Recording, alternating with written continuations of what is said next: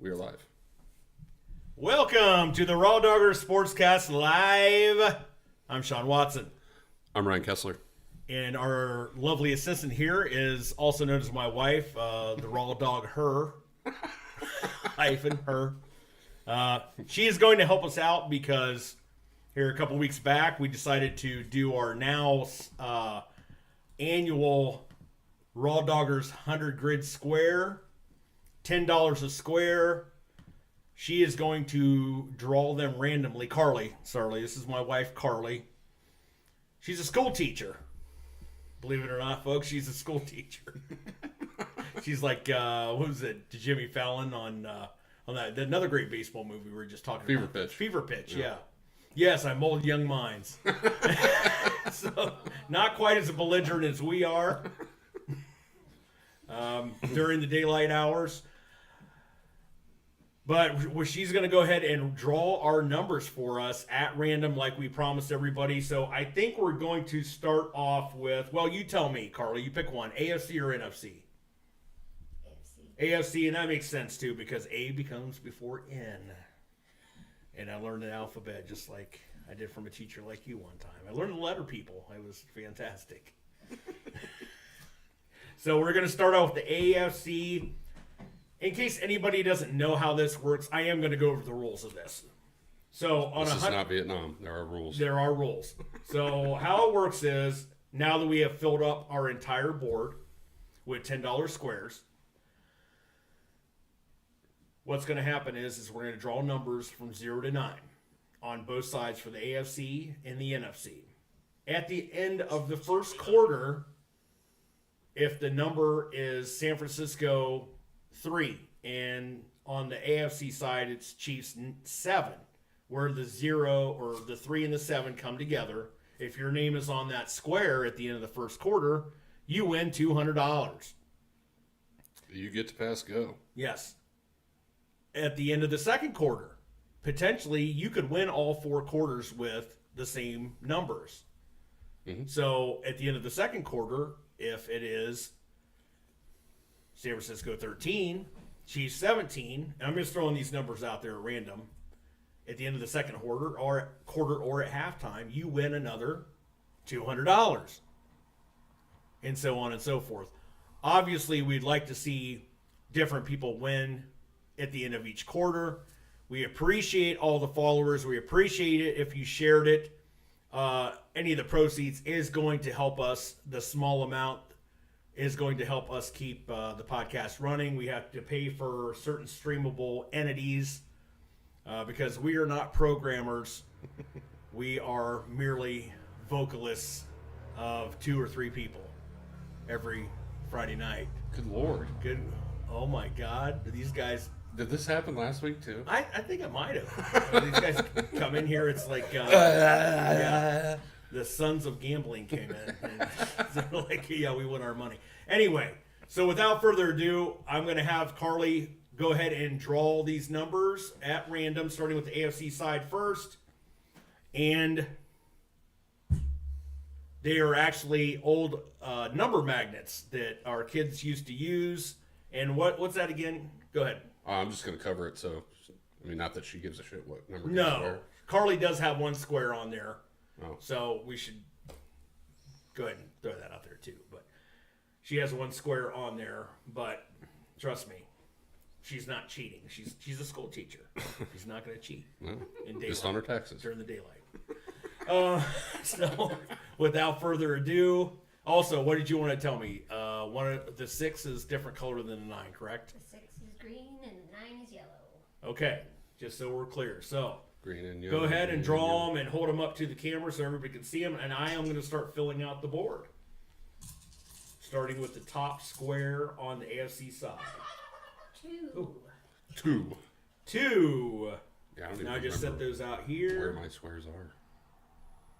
Go ahead, miss, and draw the next number. 5. It is a 5. If you have those straight or boss, congratulations, you're not a winner.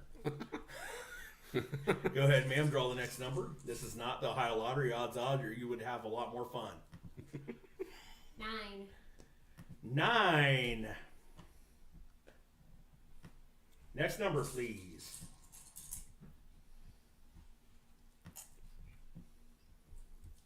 3. It is a 3. Do it. 0. 0. Next number, please. I'm kind of in the groove. You're 6. 6. I think I should put the board up on the screen. Yeah, we could have.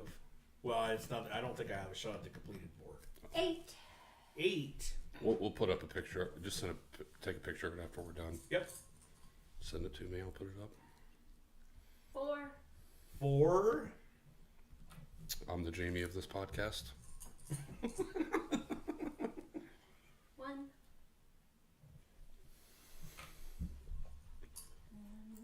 7. And lucky number 7 is the last number drawn for the AFC side. Okay, Miss, please put those numbers back in the bowl. Give it a good shake around. And we're going to draw in the numbers now for the NFC side, starting with the top left corner of the NFC columns. 2 again. Wow. Oh, that's a great corner. Yeah, it is.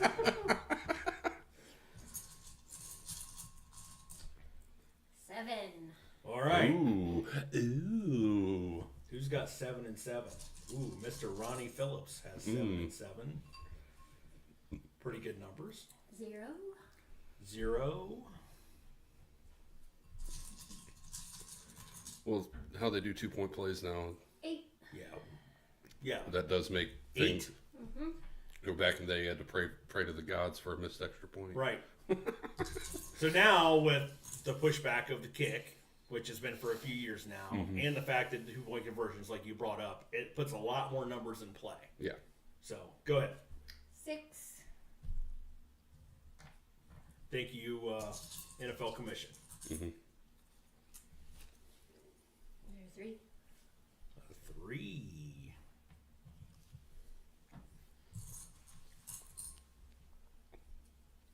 4. 4. There's your 9.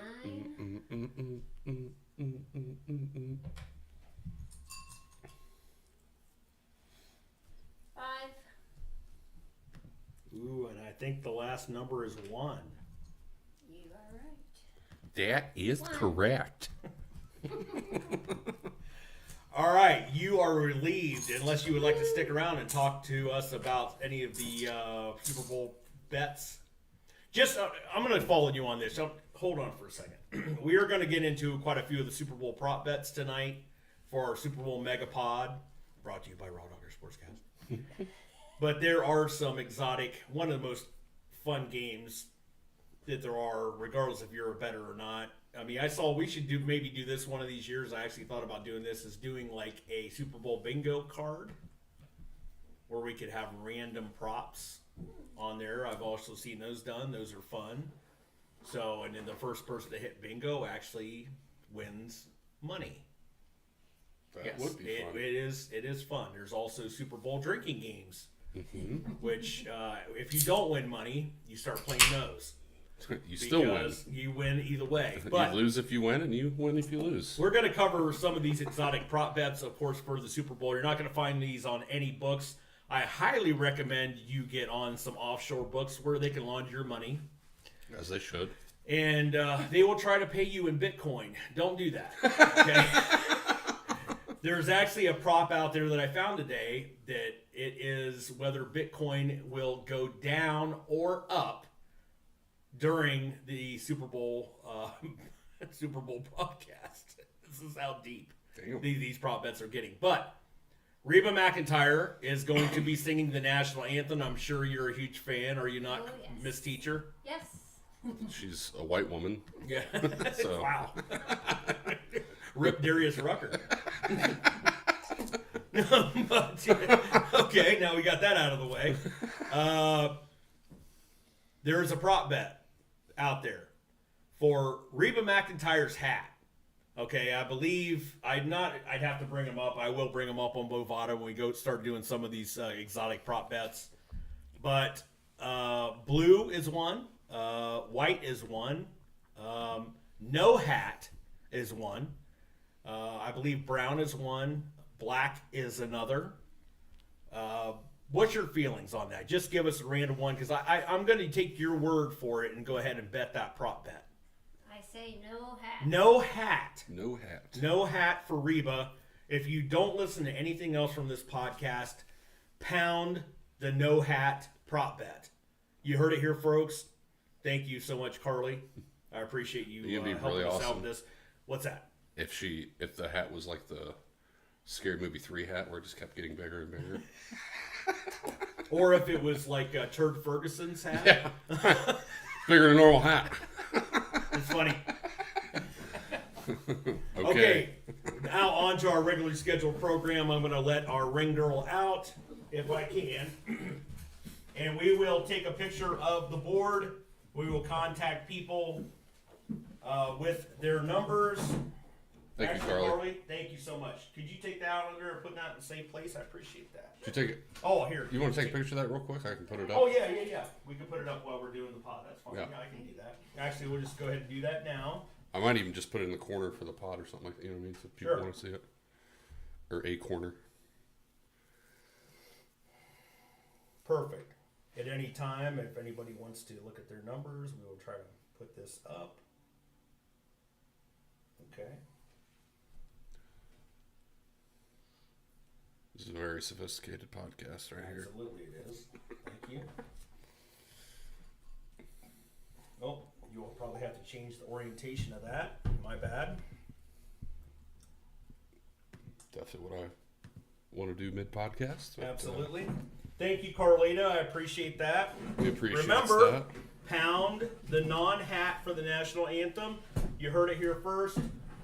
If she wins, folks, you don't win any extra money from us, just so that you know that. Oh, yeah, here's the board. Carlita. Would you mind taking the board with you? Just so I don't get anything on it. Thank you. Thank you for the letters, too. I appreciate that. You're welcome. Okay. On to our regularly scheduled program. Seems like it's been a while, and it has. Super Bowl Megapod, second year we did this. We're going to start out, of course, with the board. This is our 57th podcast. I was actually kind of hoping it was going to be number 58 to coincide with Super Bowl 58. Right. But it's not going to be. But I did want to get into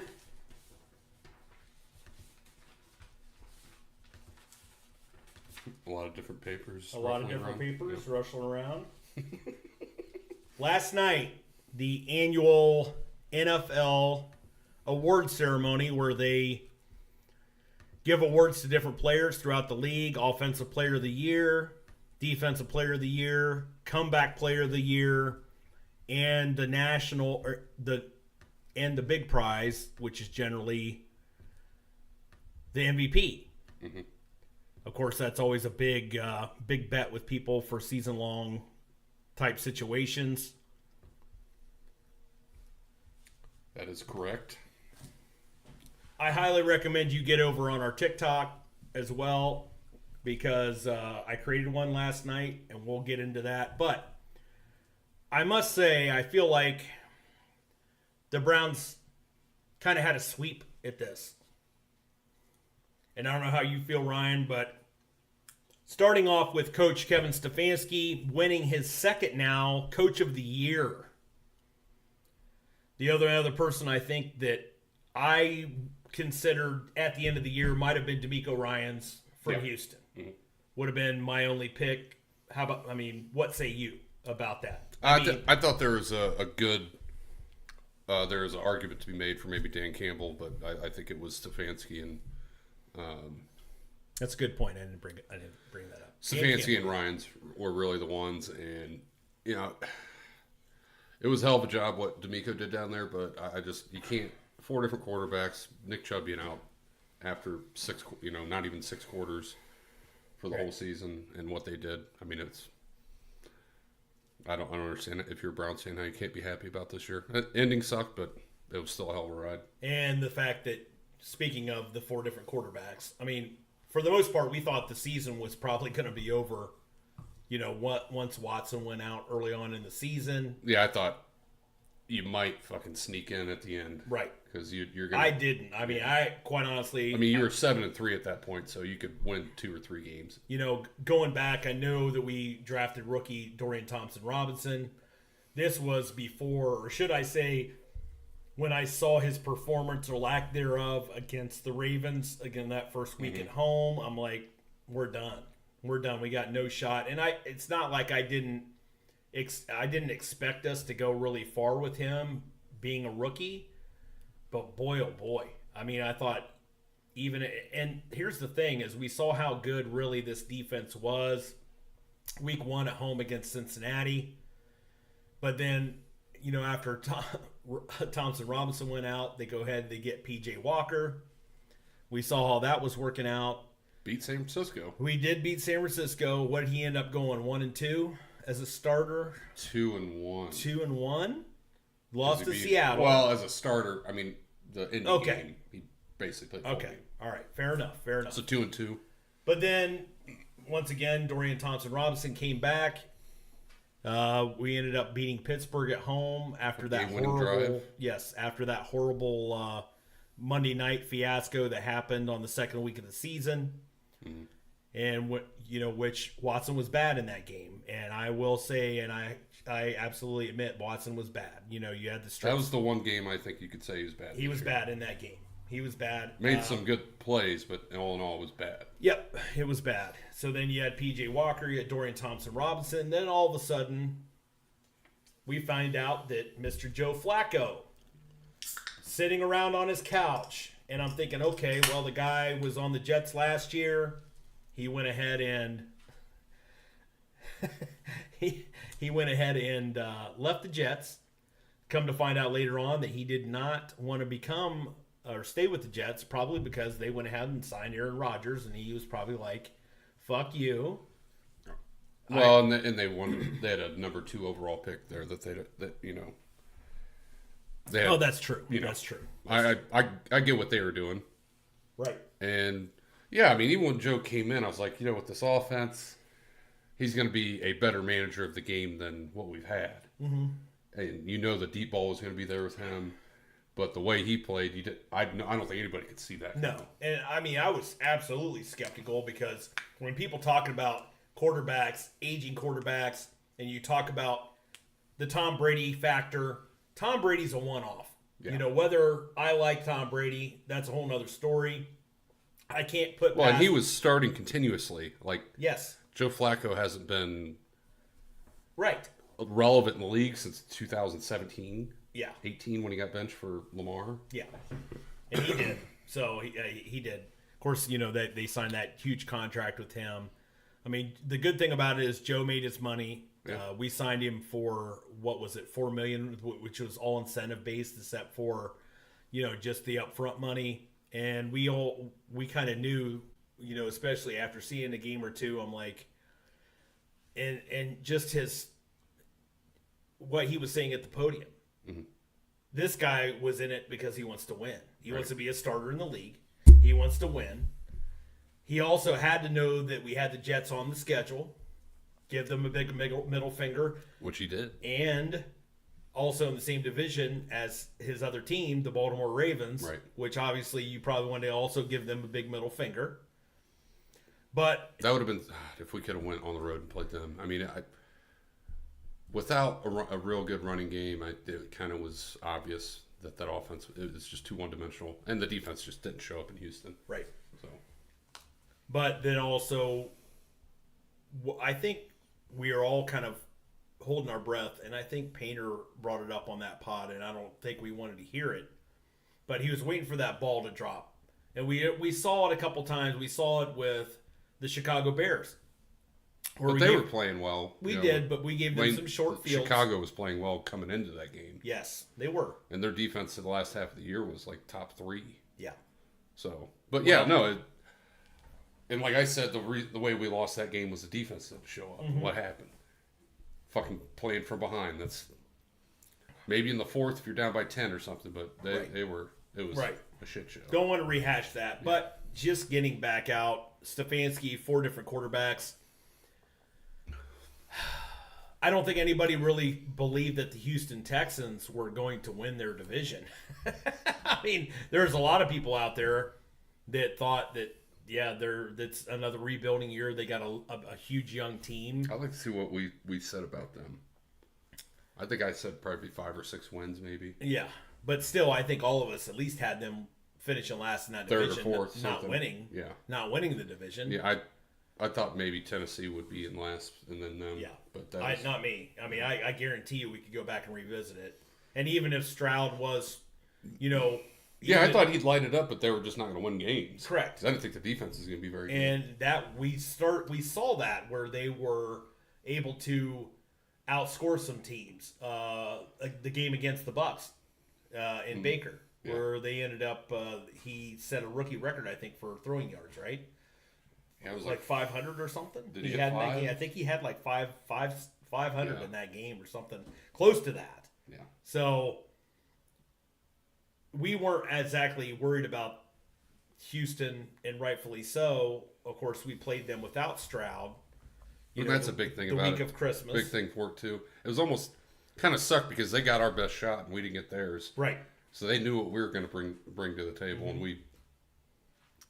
And also, the other one, also hats off, award ceremony last night, and I think this is also well-deserved, was Jim Schwartz. Yeah. Coming in as our defensive coordinator, taking over for Joe Woods. Now we find out just how big of a boob Joe Woods was, because the fact that you could motivate these players, and Jim Schwartz had the pedigree to do it. So it's a lot easier when you go into a room of defensive players with a ring on and you have a pedigree to back it up. You have a tendency to draw the attention. It's easier to galvanize that room, I should say. I mean, I've never done the job, but I would say if you've been there, done that, you have a better chance of, getting the room's attention. Right. So Schwartz goes last night and he wins assistant coach of the year, along with Stefanski now with coach of the year. And in my opinion, as far as assistant coach of the year, I would probably, the only other one I think, and actually would be maybe Ben Johnson of the Detroit Lions, the offensive coordinator. I think as far as assistant coach of the year, which we should say that is also like coordinators. Right. It's for the most part. Matt Canada finished 35th in voting. Just wanted to throw that out there. What, he got that high? No, I don't know. I just made up a number. Say there's 2 per team, so there's no fucking... Well, they know the USFL's coming up, so he has hope. The other one is Joe Flacco, and I want to hit on this one a little bit. We just talked about Joe Flacco winning comeback player of the year. Everybody thought, Vegas thought, that it was going to be Damar Hamlin. And the voters did something right here. They did. Flacco, comeback player of the year. Other people that were kind of in line for that was Matt Stafford, Baker Mayfield. So to me, it was, if Flacco wasn't going to win it, I thought Stafford was the one that should I thought been. Stafford probably should. Not Baker? I would. Baker. All right, so as much as I don't like the guy, if he would have won it, I get it. I get it too. Just stat-wise. Yeah. But if you go fucking 9-8 in the easiest division in football, that's... I guess here's my thing. If Baker would have won it, Todd Bowles should have won fucking coach of the year. But he's a defensive guy. I don't care. Right. I'm just saying. I mean, you can't... Not once in my life has the Browns have two of these awards in one year, right. Much less fucking 4 of them. Right. Especially like defensive player of the year with Miles. Mm-hmm. I mean, have we ever had a defensive player of the year? Boy. It'd have been mid-'80s, right? It'd have to be. I don't know. I mean, I'd have to go back. Late 70s, maybe. I Yeah, can't think of the dude's name. maybe. The linebacker they had. Clay Matthews. Not Clay Matthews. I know. I would know Clay Matthews. Minifield. No, they they would have gave it to that guy. No. Michael Dean Perry. I'm joking. But I mean, it's just like it's awesome to see our guys fucking recognized. Right. I mean, most of the time, this is, we'd be lucky to see fucking Josh Cribbs make a fucking Pro Bowl. Right. Well, hell, we'd be happy if, we were coming in third in a race of any of these, let alone in first place in 4 different categories. Right. All right.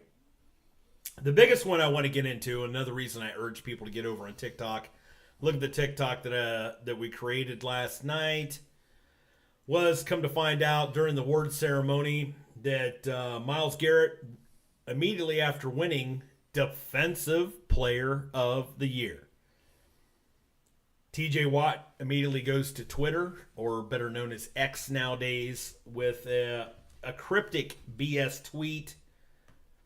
Nothing I'm not used to. If you're able to bring that tweet up.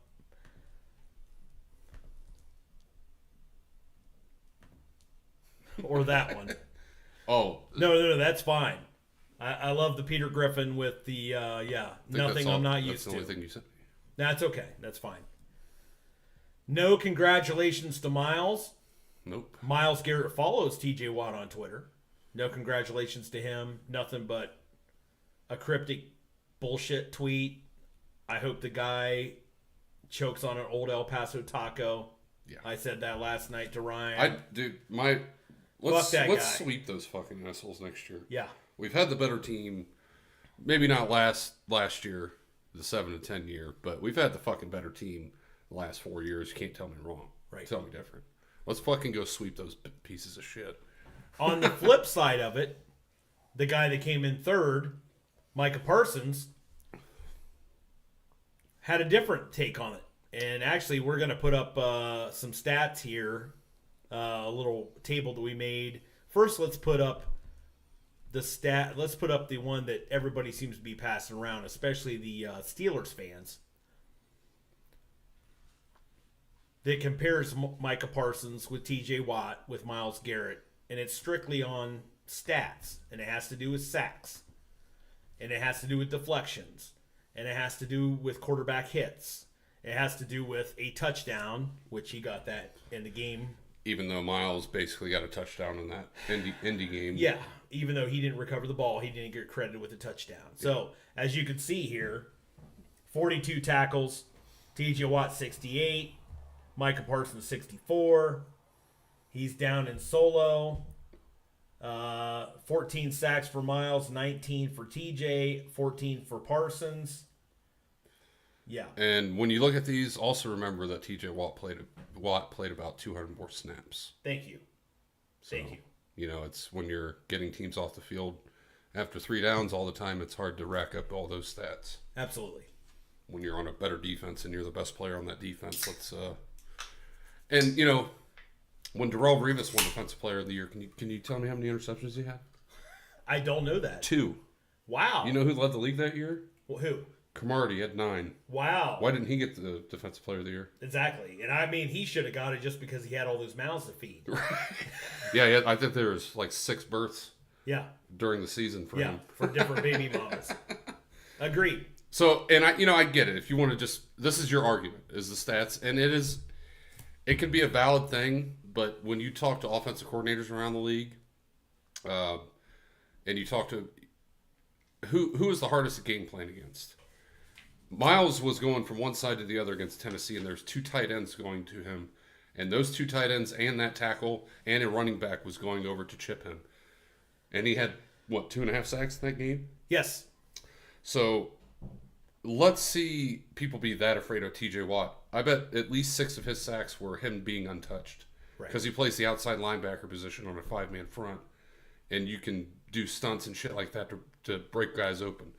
There's no stunt that's going to make Myles be open. Right. He beats his guy when he gets a sack. Right. The other thing I want to bring up is we went ahead and I kind of made a deep dive on this today. We made our own little graphic here, our own chart that should I really... did this in like 5 minutes, too. So. That's fine. Really should open some eyes, but here's some real stats for you. We have Myles Garrett, T.J. Watt, and Micah Parsons across the board there.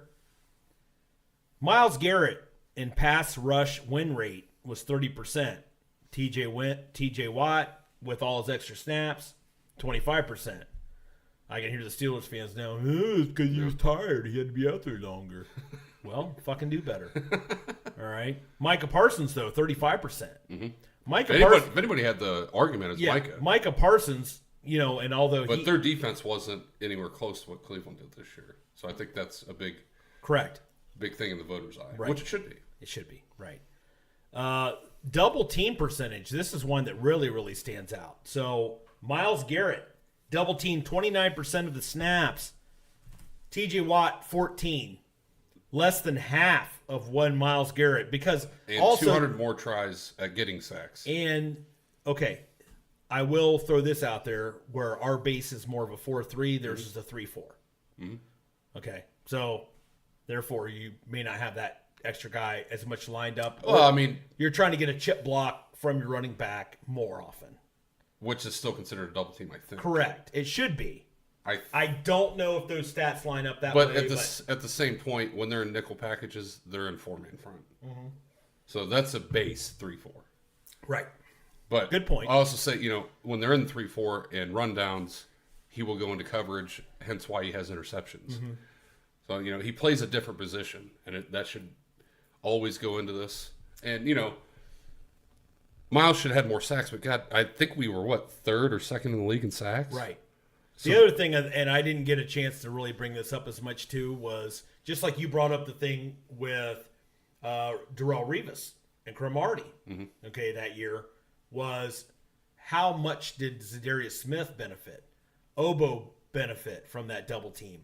How much did Tomlinson benefit? JOK had 5.5 sacks. Yeah. I think Delpit had 3. You had corners that had multiple sacks. Yeah. You're not hearing that with the Steelers. Right. If TJ Watt's not getting home, it's him and Cam Hayward. Or Cam Hayward or and that's the thing Stallworth, too, right? Well, the other guy on the other side. Yes, that's the thing too that I've said. Shit, TJ Watt's had a Hall of Famer in the middle with Cam Hayward, and whoever the fuck I can't think is the outside linebacker, the other outside linebacker. Well, that's all that you need to know if you can't remember the fucking guy's name. Well, he's a Pro Bowler. Like these guys, 10+. They've always had other guys on the other side, right? Zadarius Smith is too. I mean, let's be honest. Yeah, but I that's absolutely a great point. And all these stats too, like they got off the field so much, correct? Because they smothered people. That is the key part of this whole thing is they got off the field. They had to throw quicker. Myles Garrett had the quickest time to the quarterback more than anyone. Right, it's like 2.5 seconds. People had to game. Their offense was not sit back and chuck. Right, it was you had to get rid of the ball in 2.5 seconds, or you're getting fucked. Right. I want to bring up and I want to bring up this stat too. We talked about this. How many games did the Pittsburgh Steelers have less or let the other offense they outscored Pittsburgh's offense or they outgained them and they were still winning games. Right. Remember? Yeah. That tells you they weren't getting off the field. And they were horrible. They weren't very good on third down. The Steelers' they offense, got turnovers. That was it. And the Steelers' offense could not sustain drives to help, so their defense got a lot more playing time than the Browns' defense did. Yeah. Which pairs up right exactly with what you're talking about. Yeah. So. More bites at the apple. Right. Make it make sense to me. Micah Parsons, 35%, beating the other two. Once again, he came in third. Myles Garrett, and this is very, very important. Myles Garrett finished top 7 in run win rate. Yeah, he was great against the run. TJ Watt, or neither TJ Watt or Micah Parsons finished in the top 10. Right. So that tells you he's great on the rush and on the pass. Which is something he's always been good at, but he's not been elite at. But he's been elite this year. And that's what I'm saying. He brought that level of his game up. Absolutely. So, well-deserved Defensive Player of the Year, Myles Garrett. Browns going with 4 awards in last night's NFL ceremony. So, anything else you want to bring up about that? Well, I did want to get into this too. So a couple of the other awards. I can't help myself. So, but Christian McCaffrey, Offensive Player of the Year. Makes sense. Okay. Makes sense, although I know you and Painter were definitely on the Christian McCaffrey train for MVP. Yeah. I don't have a problem with that, and I told you that I don't have a problem with that. I don't think it was going to happen. It's become so quarterback-centric. Well, and it's for running back to win MVP, you need to hit 2,000 yards rushing, or you need to be Sean Alexander or LT and have like 30 touchdowns. Right. It's very hard to do that as a running back. Speaking of which, though, the only other player I think that would have come close to this for Offensive Player of the Year would have been Tyreek Hill. Mm-hmm. Tyreek Hill was on a pace for over 2,000 yards. Speaking of running backs, he was a wide receiver. Got his house burnt down by the ghost of Left Eye Lopez. So he did not. He missed a game in there, whether it was injury or not. Don't really know. We know his house was on fire. Fire. All right. Tyreek Hill would have been the only other player in there. But I also want to give a huge shout out to C.J. Stroud going back to the Houston Texans again, winning Offensive Rookie of the Year. And I think the only other one that comes to mind when you think of Offensive Rookie of the Year would have been Puka Kanua from the LA Rams. Yeah. That guy was fantastic. Yes. But not a quarterback. Well, not one of the best. The best rookie quarterback I've ever seen. Yeah. Blew it out of the water. Yeah. He looked like you could put him top 5 in the NFL right now. So I'm going to give you a hint on this. I was going to question you this. Which Ohio State now has had back-to-back Offensive Players of the Year in the NFL? Do you remember who last year's was, Ryan? All right, what was that again? Ohio State. The Ohio State has had 2 now back-to-back Offensive Players of the Year awarded. C.J. Stroud and last year's. Olave? Close. Oh, Garrett Wilson? Garrett Wilson. Yep. Same class. The Buckeyes have been eating up those rookie awards. Do you know who the last Buckeye was to win Offensive Player of the Year? Samuel? No, this is going pretty far back. Offensive Rookie of the Year? Yep. It is. I'm going to give you a hint. It was actually from a team that no longer exists. Like, damn. For the fucking Oilers? I'm trying That's to. it. Huh? That's it. Who is it? He got drafted as an Oiler. Oh, Eddie George. Eddie George. There it is, folks. Eddie George. My man. My man. Got drafted as a Houston Oiler. And then they left Houston. The expansion franchise came in, like the Browns did in Houston. The Oilers moved to Tennessee, became the Tennessee Titans. And then Eddie George spent most of his career playing with the Tennessee Titans. Yeah. So who else did he end up playing for? I don't know. That's a good question. Did he play with somebody? I thought he retired with them. I thought he had knee issues. He He ended up going out early. I could have swore he had like one of those one-offs. Because then, like, Chris Johnson came in the early 2000s, right? Yeah, but I could have swore he went somewhere else. He might have. The last year of his career. Cowboys. Oh, you know what? I didn't know that. Yeah. I just don't remember it. He was, he probably had 400 or 500 yards rushing. It's not like he was. The other big name rookie defensive player of the year. Do you know who that was? The last one for the Buckeyes? No, for this year. Oh, Who rookie. won just last night. I didn't watch it. Also came off the Texans. Big hint.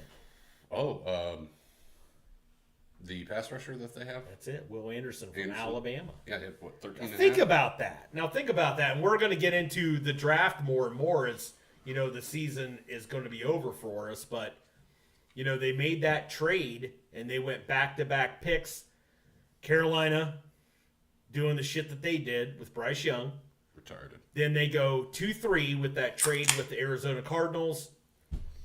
And they take C.J. Stroud, Offensive Rookie of the Year, with pick 2. Will Anderson out of Alabama with defensive end with pick 3. Both of them Rookie of the Year. And going back to Offensive Player of the Year, one that I did want to bring up too, there's a couple of them. Such a young team there in Houston. Nico Collins. Yeah. And Tank Dell. Mm-hmm. Who was hurt for the last, 6 weeks? Yeah.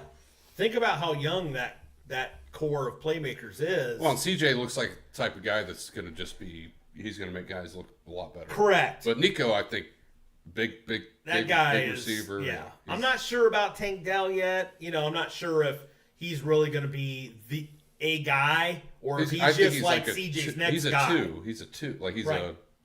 Or maybe even like a 2A, like a Dante Stallworth. Yeah, but what I'm saying is, is Wes Welker without Tom Brady? Or Julian Edelman without Tom Brady? No, I mean, Welker ended up going to Denver, but he had fucking Peyton Manning. Yeah. Yeah, I mean, I think quarterbacks make those types of receivers. Right, when you have a great quarterback, which Tom Brady's not. Well, I mean, if you're a good route runner, you can stay in the league. Mm-hmm. Yeah, Possession. We'll see about Tank Dell, but I do think Nico's definitely going to be a good. And I'm not. This is no bash on Tank Dell. No. I just it's need a wait, to see more of it. It's a wait and see for me. And they were last in the division the year before. Right. Their schedule is going to be a lot tougher this year. I think they're going to hit some lumps next year. I think you'll see a sophomore slump from CJ at some point. Okay. It's just going to happen. And that's what we always worry about that. With the sophomore slump on the quarterbacks, and maybe we won't see it. Maybe you won't. Maybe you won't. Who knows? But just keep. A lot of quarterbacks usually go through that. Yes, they do. Especially if they come out hot in their rookie year. And I know they won the division this year. I'm going to tell you right now. I'm going to make a prediction. We can revisit this pod. I'm not going to go against Jacksonville winning that division next year. Right now, I'm not going to go against it with Doug Peterson there. And D'Amico Ryans had a great year. Mm-hmm. Great year. If they would have finished 2. Jacksonville was in week 12 was a game or a half a game out of the first seed. They had an implosion there at the end of the season. I mean, they would have been, and I know Trevor Lawrence, and I'm no proponent of Sunshine Trevor Lawrence, but I know that he had a nagging injury that was going clear back to, some of those games in London. They had back-to-back games. Well, and they still need, he's not paid yet. They're going to build more around him. Right. So, yeah, I think they'll reload. And I think Houston will get better, but... And the other wild card to this, too, is the fact the Colts. And you have, and once again, let's wait and see on Anthony Richardson. The guy looks like he's built like a brick shit house. Yeah. Very, very similar to Lamar Jackson type. But big. Big fucking guy. He's like Cam Newton almost. Yeah, like a thick dude. Yeah. Once again, could have, and we already saw the first injury this year. We had 2 injuries last year. Could be very, very similar to Cam in that, I could wait for him to show up in a fucking shitty hat and sunglasses and have a podcast about shit he doesn't know anything about. Right. But I digress, because that's not us. All right. The other big one and the marquee item of the night, and really no surprise, Lamar Jackson wins MVP. When did this happen for you, Ryan? Because this is a personal thing for me. Did I not call it? I agree with you, and I wasn't really disagreeing with you. I was just making the case that I didn't believe he should win it. Who should have won it then? Well, I think, and you and I have argued about this. I can't say Josh Allen. Josh Allen, to me, still should have won it. The other one that people really were throwing out, and I think he finished in the top 3, was Dak Prescott. Dakota Prescott. I mean, you can make an argument for Josh Allen, but you take either one of those guys off their teams, they're not good. Okay. The Bills and the Ravens. And the Ravens, right. Okay. Agreed. Well, then if you put it back on those teams, what happened? The Ravens were the 1 seed. The Bills barely made the playoffs, even though they ended up winning the division. And won the last 6 or the last 7, right? Yeah, and the Ravens won their last beat 9. the Steelers in the first round. Not a big deal. I mean, the Steelers weren't good. They shouldn't have been there. No. Okay, fair enough. And the interceptions, the 18 interceptions. I'm sorry. But here's the thing, too. When you think about this, the Bills could have won that game against Kansas City. Yeah. And they may have been playing the Ravens to go to the Super Bowl instead of Kansas City. The Bills could have won that game. Against they Kansas could have, City. for sure. Or against the Ravens. I'm sorry, I said Kansas City against Kansas City. I meant the Bills. The Bills could have won that game against Kansas City. Yeah, and they should have. And then they may have been in the Super Bowl. And then this whole argument might have been different. Of course, that's a regular season award. I'm talking about. I know that. But I've had people, text me or even earlier today, and they're talking about, Lamar Jackson and this kind of bullshit and stuff like that. But it's like, well, you can't talk about how this guy was like this in the playoffs. Perfect example. I'm going to give you this example too. I saw this. This was actually not at me, but I saw this where the whole thing with Damar Hamlin and the comeback player of the year. There's an argument out there that fake punt that happened in that Bills Kansas City game went against Damar Hamlin, and one of the reasons why he lost comeback player of the year. I mean, if that would have converted, he may have won that award. Okay, but I don't think it lost the award for him. But what I'm saying is, if it's a regular season award, that shouldn't have made a difference. Oh, yeah. No, it wouldn't have made a difference. Right? Well, okay, so then how the fuck did Joe Flacco win it? If it's not a... I agree. Baker Mayfield won a playoff game. But my argument to those people as far as the Damar Hamlin and that being, the play that backfired around the world, when they fucked up the fake punt or it didn't work out in their favor, was, did you guys watch Lamar Jackson against Kansas City? Just a couple weeks back, because it didn't look good. Lamar Jackson. But it's a regular season award, so you can't be on the stump for Damar Hamlin. I'll also say this: the guy lost if dude doesn't fumble going in the end zone, that's a completely different game. That's true. Maybe. I think they still would have been behind by 3 instead of 10. Correct. But Lamar Jackson still had a shit game, and we're all in agreement. Had a shit game, but we're all in agreement on that. Shit game, but it wasn't like. But nobody would have cared. Bad. Right, but nobody would have cared. I mean, the guy was 54%. But nobody would have cared about that if the Ravens would have won. No. Nobody would be bringing up this bullshit with Lamar and how he can't win in the playoffs. Another great stat, if I didn't bring it up last week, is Lamar Jackson, and all the Lamar Jackson stands are out there saying Peyton Manning. I think I did bring this up on the last podcast. Peyton Manning was also 2 of his first 6 playoff games are 2-4. Just like Lamar's now 2-4 in the playoffs. Well, I think 3 of those losses were to Tom Brady. Okay. But the average for Peyton Manning, his defense wait a minute. The defense on the other side of the ball was 29th. We're not really sitting here comparing fucking Peyton Manning and Lamar Jackson. Are you saying Peyton Manning is a better quarterback than Lamar Jackson? Okay, thank you, God. But most valuable player isn't the best player in the league. If that's the case, it should have been fucking Myles Garrett. Ooh, I can't go there. The best player in the league, the most dominant. That's a hard pill for me to swallow there. I mean, I could take Christian McCaffrey before Lamar. I could take Christian McCaffrey before Myles Garrett. I'm gonna put it that way. It's a lot harder to rack stats up on defense than it is on offense, especially in that offense with what they have going on in San Francisco and what we did to San Francisco when we were in Cleveland. Agreed. But Lamar played. He was 13-4.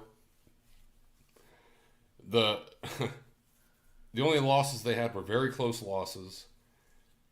He was very good not throwing interceptions. His completion percentages were up. They blew out really good teams. Mm-hmm.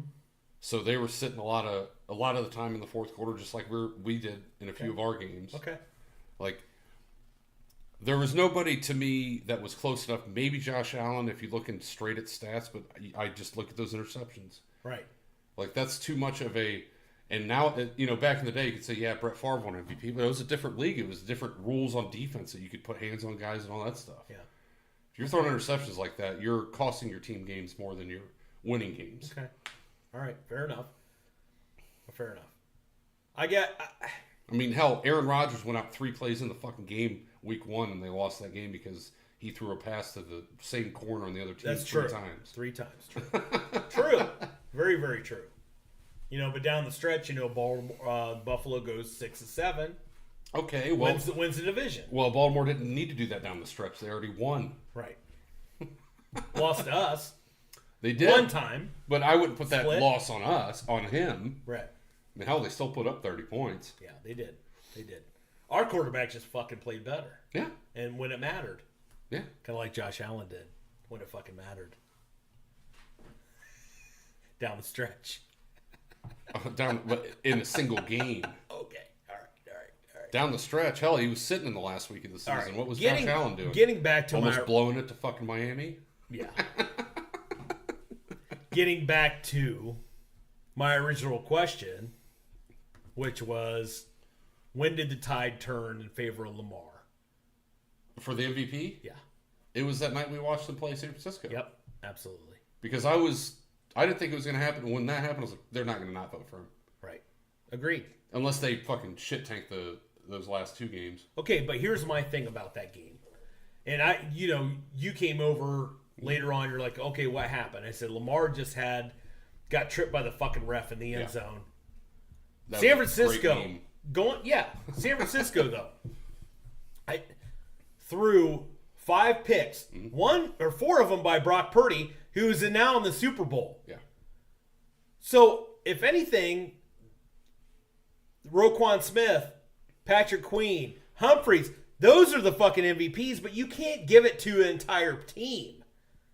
Those are the MVPs. Or was Brock Purdy just throwing the ball so fucking bad that night? And I kind of agree with that too. Okay.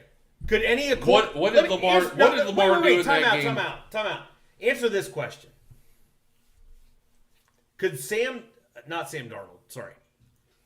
Could Baker Mayfield gone into that game? Be honest with yourself now. Could Baker Mayfield gone into that game and won that game with San Francisco throwing 5 picks with Tampa Bay this year? And be honest with yourself. It'd still be close. Okay. I'm telling you, really? It'd still be close. You think it'd still be close? I mean, because shit, man, I don't know. He's not going up and down the field. 5 fucking on turnovers. San Francisco's defense. We'd have to look at the stats on that, but 5 fucking turnovers in a game. I remember 5 turnovers. I remember watching us play the fucking Detroit Lions, who had won 3 games that year, up until that point, and he threw it 3 interceptions to the other dude's 4. Almost lost that game at home. Believe me, if he's playing a bad defense or a good defense, he ain't doing shit. San Francisco's a good defense. Okay. You and I disagree whether you feel like Lamar should have won the MVP. It was going to go to a quarterback. It's going to a quarterback. We know that. And like what I said. We agree with that. What I said, nobody did anything that was NFL record breaking or close to it enough, other than Tyreek maybe. Okay. But he missed that game. Christian McCaffrey. But it wasn't really NFL breaking record. Oh yeah. Oh, I see stats. Right. Yeah, because when a running back has won it, it's been Alexander when he had 30 touchdowns, and when LT broke that with 31. Right. Or AP when he had. Did Dickerson win it that year? Yeah. Back in the early '80s with the 2000? So. I can't remember. I'm pretty sure he did. He might have. Probably did. Different league though. Right. Agree with you. And back in the '60s, Jim Brown won it. Yeah. I think he won it 4 times, but different type of league. Well, yeah, he had 1,200 yards in 12 games. Right. Or 10, whatever they were playing at that point. It just, it was like 103 passer rating, I think Lamar had this year. And he had, 700-800 yards rushing. Right. Didn't have his normal TD numbers, but they, like I said, they were sitting in the fourth quarter half the time because they were beating people's fucking doors off. Right. Which made what Deshaun did in Baltimore even more impressive. Yeah. what Cleveland did in general. I mean, the whole team. I can't say that, defense made plays in that game, didn't play well the whole game, but I don't know. To me, when that happened, I was like, there's no way that he's not getting the MVP. Can you go to sleep at night knowing, though, that the media glommed onto this game when San Francisco turned the ball over 5 times? Well, Lamar was already nipping at the door. I disagree with that. He was still in those talks. They were still people were not talking about Lamar. They were talking about Brock Purdy, Lamar, and I disagree with Brock Purdy. Oh, I do too. But I just can't. The media, and that's what pisses me off about all this. And one of the reasons why I dislike Lamar so much is the fact that he had, all this bullshit, and his stats were so much worse than they were in the 2017-2018 when he won the first MVP. 2019. Or 2019. I'm sorry, 2019. Sorry. It was Freddie Kitchens' year. Believe me, I remember it. But that's part of the reason why I despise Lamar Jackson so much. Can we agree, too, that offense was not as good across the board? Okay. And, there was nobody that had 23.5 sacks on defense or something to fucking get him on the defensive side.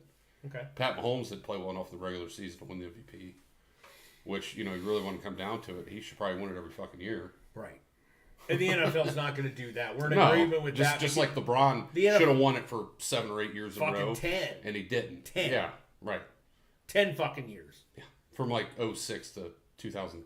Shit. I'm not going to say it this year. But 2 years ago, LeBron's winning. 2 years ago, LeBron probably should have won the league MVP. Yeah. And the guy's got more gray hairs than my ball bag. Right. And definitely not as much missing hair. And he's still dunking on people. Yeah. It's insane. Just doing incredible fucking shit. So, all right, moving on. We're going to agree to disagree about Lamar, whether you want to say whatever it is. I still just think that was the turning point on Lamar Jackson. The media, I said it was a turning point, the MVP. But it was still, they were already still talking about him winning MVP. They were the number 1 seed in the AFC. I just don't remember the talk about that until that San Francisco game, because then that just put him out in the forefront. At that point, it was him. Myles Garrett was getting talked about maybe winning the MVP. All right. Brock Purdy was in there, and I think it was before Kansas City started to take their slide, really. So there was Mahomes and McCaffrey was talked about. McCaffrey agreed. Tyreek was in there. I know that. They were all in that Basically, discussion. the biggest playmakers I remember, outside of a quarterback position was Christian McCaffrey and Tyreek Hill. Oh, yeah. If they would have won it, I wouldn't be mad. I'm telling you, I knew what was going to happen. Okay. As soon as that San Fran game happened, I'm like, yep, they're going to give him the MVP. Unless we somehow came back and won the division. Then I really think Myles could have. Right. Because they weren't giving it to fucking Joe Flacco. Well, the other thing is, too, I think if the Browns, if we would have ended up coming back and winning that division, Lamar may not have won MVP. That's what I just said. Oh, okay. I'm sorry. That's the one. Miles. That's the one thing. I said that's the one thing. If we would have ended up winning that division, I think Myles would have won MVP. I don't know. Could we give it to Joe Flacco and comeback player of the year? If somebody would have won MVP for playing in 6 games, it'd be fucking insane. But he'd have a case. He basically would have had to win out. Right. Which, he went, 4-2? Yeah. Or 4-1. 4-1. Yeah. All right, moving on. This Sunday night, it's always a weird time. 6:00. 6:00. Is it 6:36? It's like 6:36, 6:37? So, yeah, 6:37 every year. Okay, it's something weird. They got to get the... Better than 8:30, like the fucking national championship. Yeah, well, that's only because, the Super Bowl has like an hour-and-a-half halftime show. Whatever the fuck. Yeah. But anyway, Super Bowl 58 live from Las Vegas. First year, Raiders at Allegiant Stadium. 49ers still favored by 1.5. Depending on what book you're at. Heavy sharp action came in initially right before the conclusion of the NFC Championship game that Sunday before. The Niners were at 3.5-point favorites late in the fourth quarter. Monday morning, it immediately got bet down to Niners minus 1.5. A lot of sharp, smart money immediately going in on the Kansas City Chiefs. Since then, depending on what book you're on, it's usually anywhere from -1.5 to 2. So, what are we going to say? What is your feeling about the Super Bowl this Sunday at 6:37? What is your belief? What do you think is going to happen, and why do you think it's going to happen?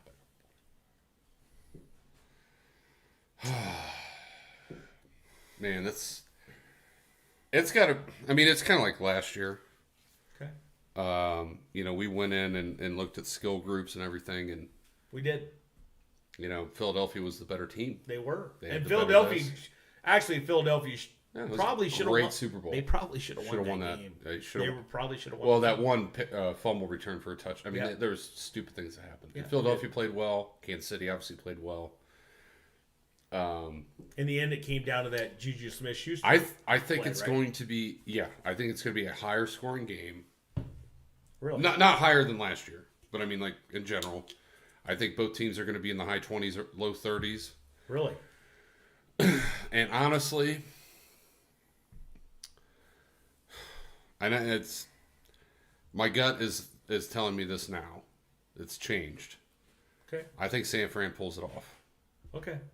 But and I could be wrong. I know, like, it's hard to bet against Pat Mahomes, but Kyle's been there so many times, and I think Brock, the last 2 weeks in the playoffs, has kind of shown that he can weather the storm, which I think might happen because Kansas City's defense is sneaky good. We've talked about it. Yep. I think Chris Jones will play a factor in this game.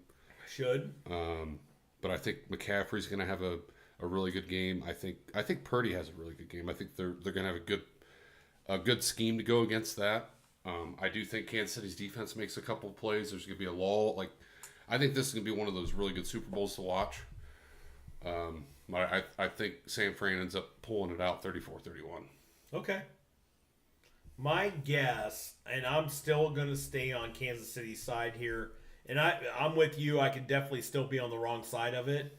Here's what I don't understand about the betting line, and we haven't got down to brass tacks on this yet, but generally you see when you're talking about smart money, you're talking about big money bettors.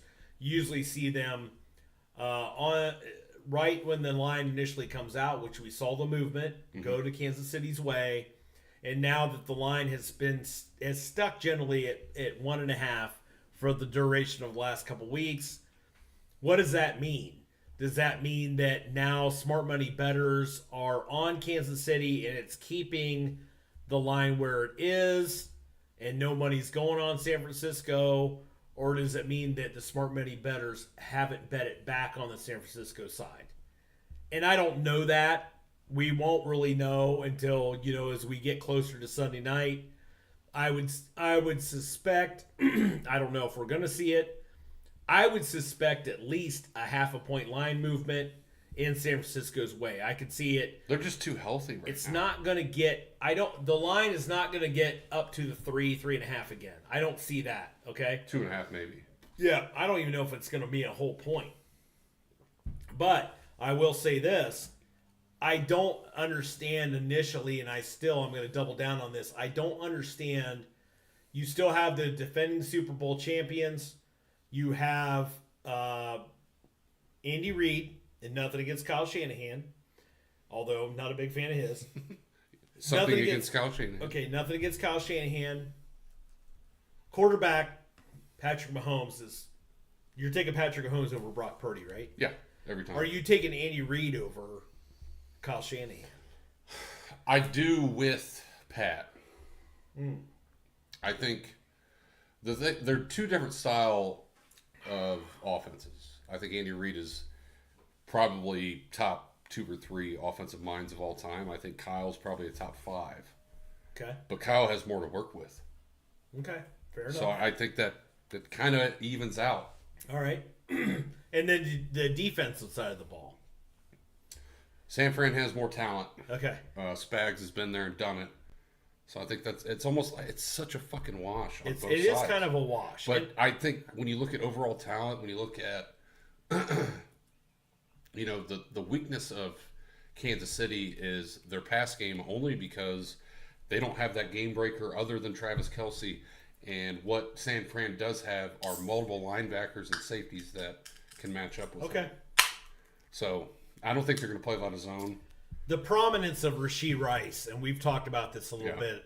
Well, Pacheco, I think Pacheco's definitely, but he's not Christian McCaffrey. No, but he can give you 85 plus yards on the ground. Yeah, and here's my thing with the San Francisco defense, and I'm going to bring this up from the last podcast too. San Francisco, the last 2 games in the playoffs going into the Super Bowl, have let teams get away from them, including the Detroit Lions in the NFC Championship game. You're not going to be able to. Detroit was playing this Sunday. Yeah, me too. You're not going to be able to do that with Steve Spicoli, right, and this Kansas City defense. Steve Spicoli is going to make those adjustments at halftime. But I don't think you're not going to be able to do it against. Okay, Green Bay had a great chance to win in the first round against San Francisco, and we were both in agreement that they probably came out flat. Mm-hmm. But then you carry it on to the NFC Championship game. They came out flat in that game. And they came out flat in that game. Did they come out flat, or did they catch them off guard with Ben Johnson as and I offensive also coordinator? think that Detroit's just good. Yeah. Okay. I think they're I've said this offensively that they're really good. Defensively, I think Detroit played better than who they are in that first half. Okay. And then momentum got switched and things kept happening. Shit happened. Fucking ball hits off a guy's helmet. Right. It's in favor, and I agree with you. And it snowballed. It's just like, the whole thing with, talking about the ball that got stripped by Snead against Zay Flowers at the goal line, where that would change the game. Yeah. I don't know. But if you were saying that that might have changed the game, if he scored that touchdown, then you can't say that about Brandon Ayuk and the bounce heard around the world off the helmet in the Detroit-San Francisco game. What you're saying is that changed the momentum of that game. Mm-hmm. Okay? So, but then you're also saying that it also changed the momentum of the Ravens, because if that Zay Flowers would have been a touchdown, so you're saying that too. That, I guess what I'm asking is you're saying that changed the momentum of that game, mm-hmm. and the Brandon Ayuk also changed. Yeah, but the outcome of the game. Yeah. Yes. Why would it not? Okay. Only thing I say about Detroit is like people were bashing Campbell. Fucking Campbell can't make an interception that hits somebody in the helmet. Right. You got to make that play. Okay. But as soon as that happened, the crowd gets in it. They score a touchdown. Next drive, fumble, fucking boom, they scored. I mean, and that was a third down play. He chucks it. Right. They don't get that play. Who knows what happens? Detroit's probably playing this Sunday. Right. And would have loved, and I agree with you. Would have loved to see it. Yeah. Would have loved to see it. I don't know. I'm still on the side, and I could definitely be on the wrong side of this. I haven't bet it yet. Don't know if I'm going to bet a side or not. But can we also say this, though? Yeah. Was Patrick Mahomes really that good against Baltimore?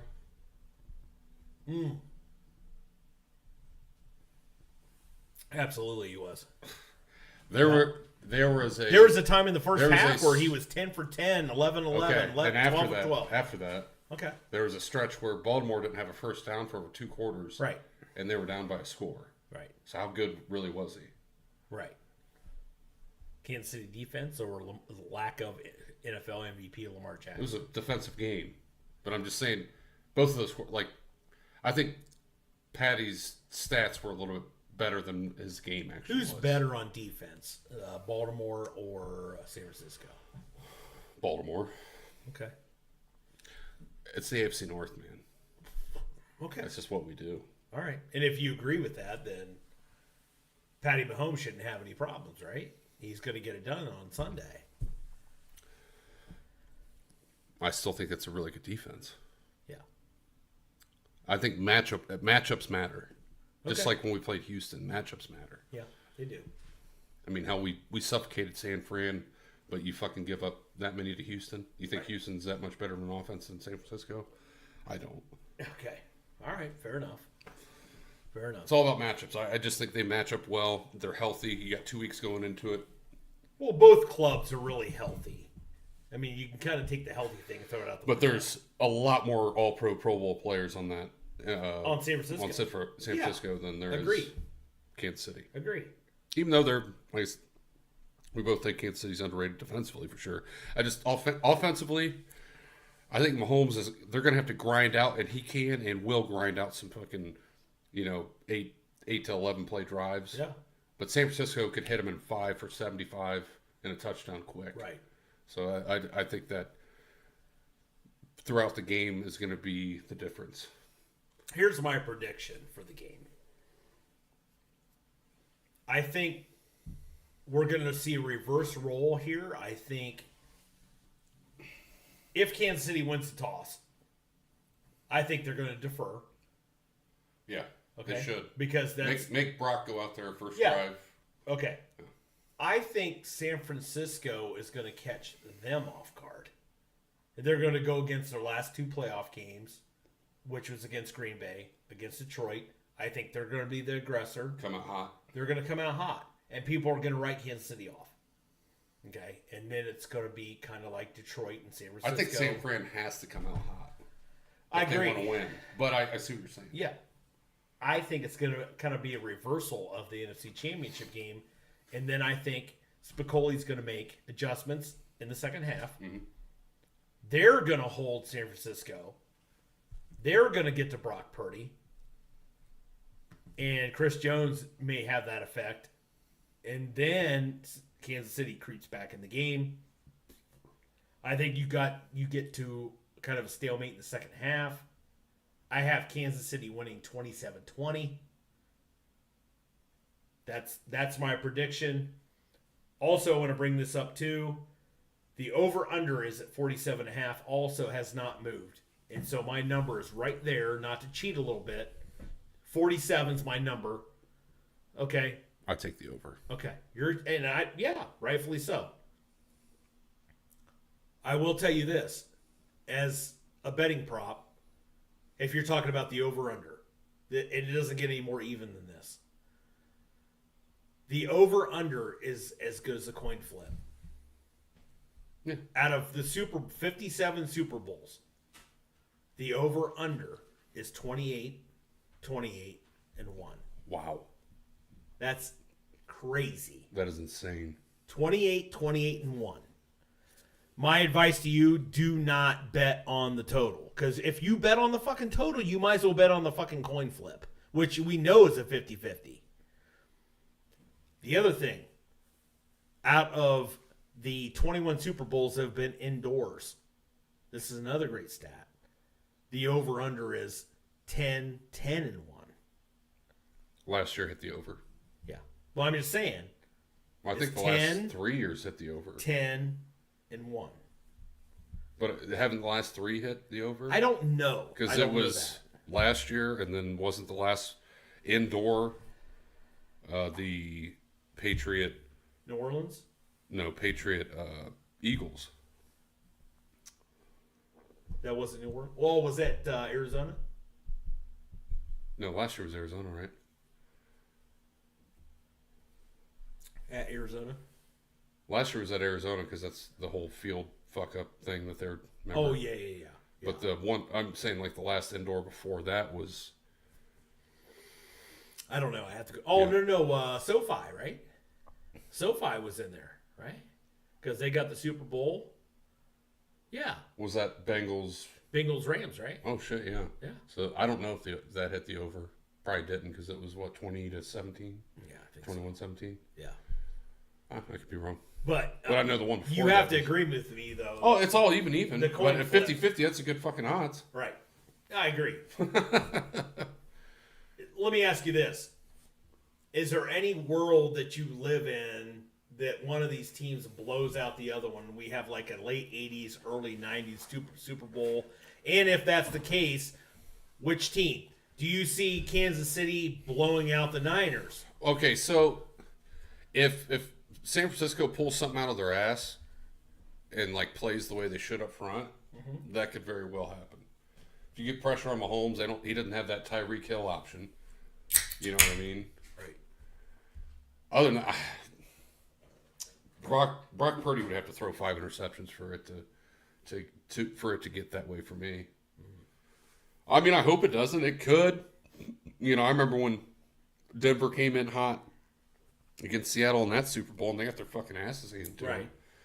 I mean, that anything can happen, but I don't see that. I think they match up really well. Do you see a world where San Francisco lays the lumber on Kansas City, though? Yeah. Now, see, I see it the opposite. I think if San Francisco wins the game, I think it's going to be close. But the only way that I think you're laying the lumber. What's that point total? Like plus 13? Well, I'm just saying. Let's say but they win by 2 scores. Let's just say no. I'm saying plus 14. Yeah. Let's say San Francisco. Do you see a world where San Francisco I can see wins? Kansas City do that. I can see both teams doing that. No, see, I can't. I think that San Francisco is going to have to win the game. If they win the game, it's going to be close. It's probably going to be inside that spread. If San Fran's front plays the way they should play, and that the guys they have up front and get after him, they don't have the guys on the outside to really combat that. For me, okay. And they have good corners and safeties. I mean, San Fran should win this fucking game. I think Kansas City can win the game close. They can win the game by a blowout.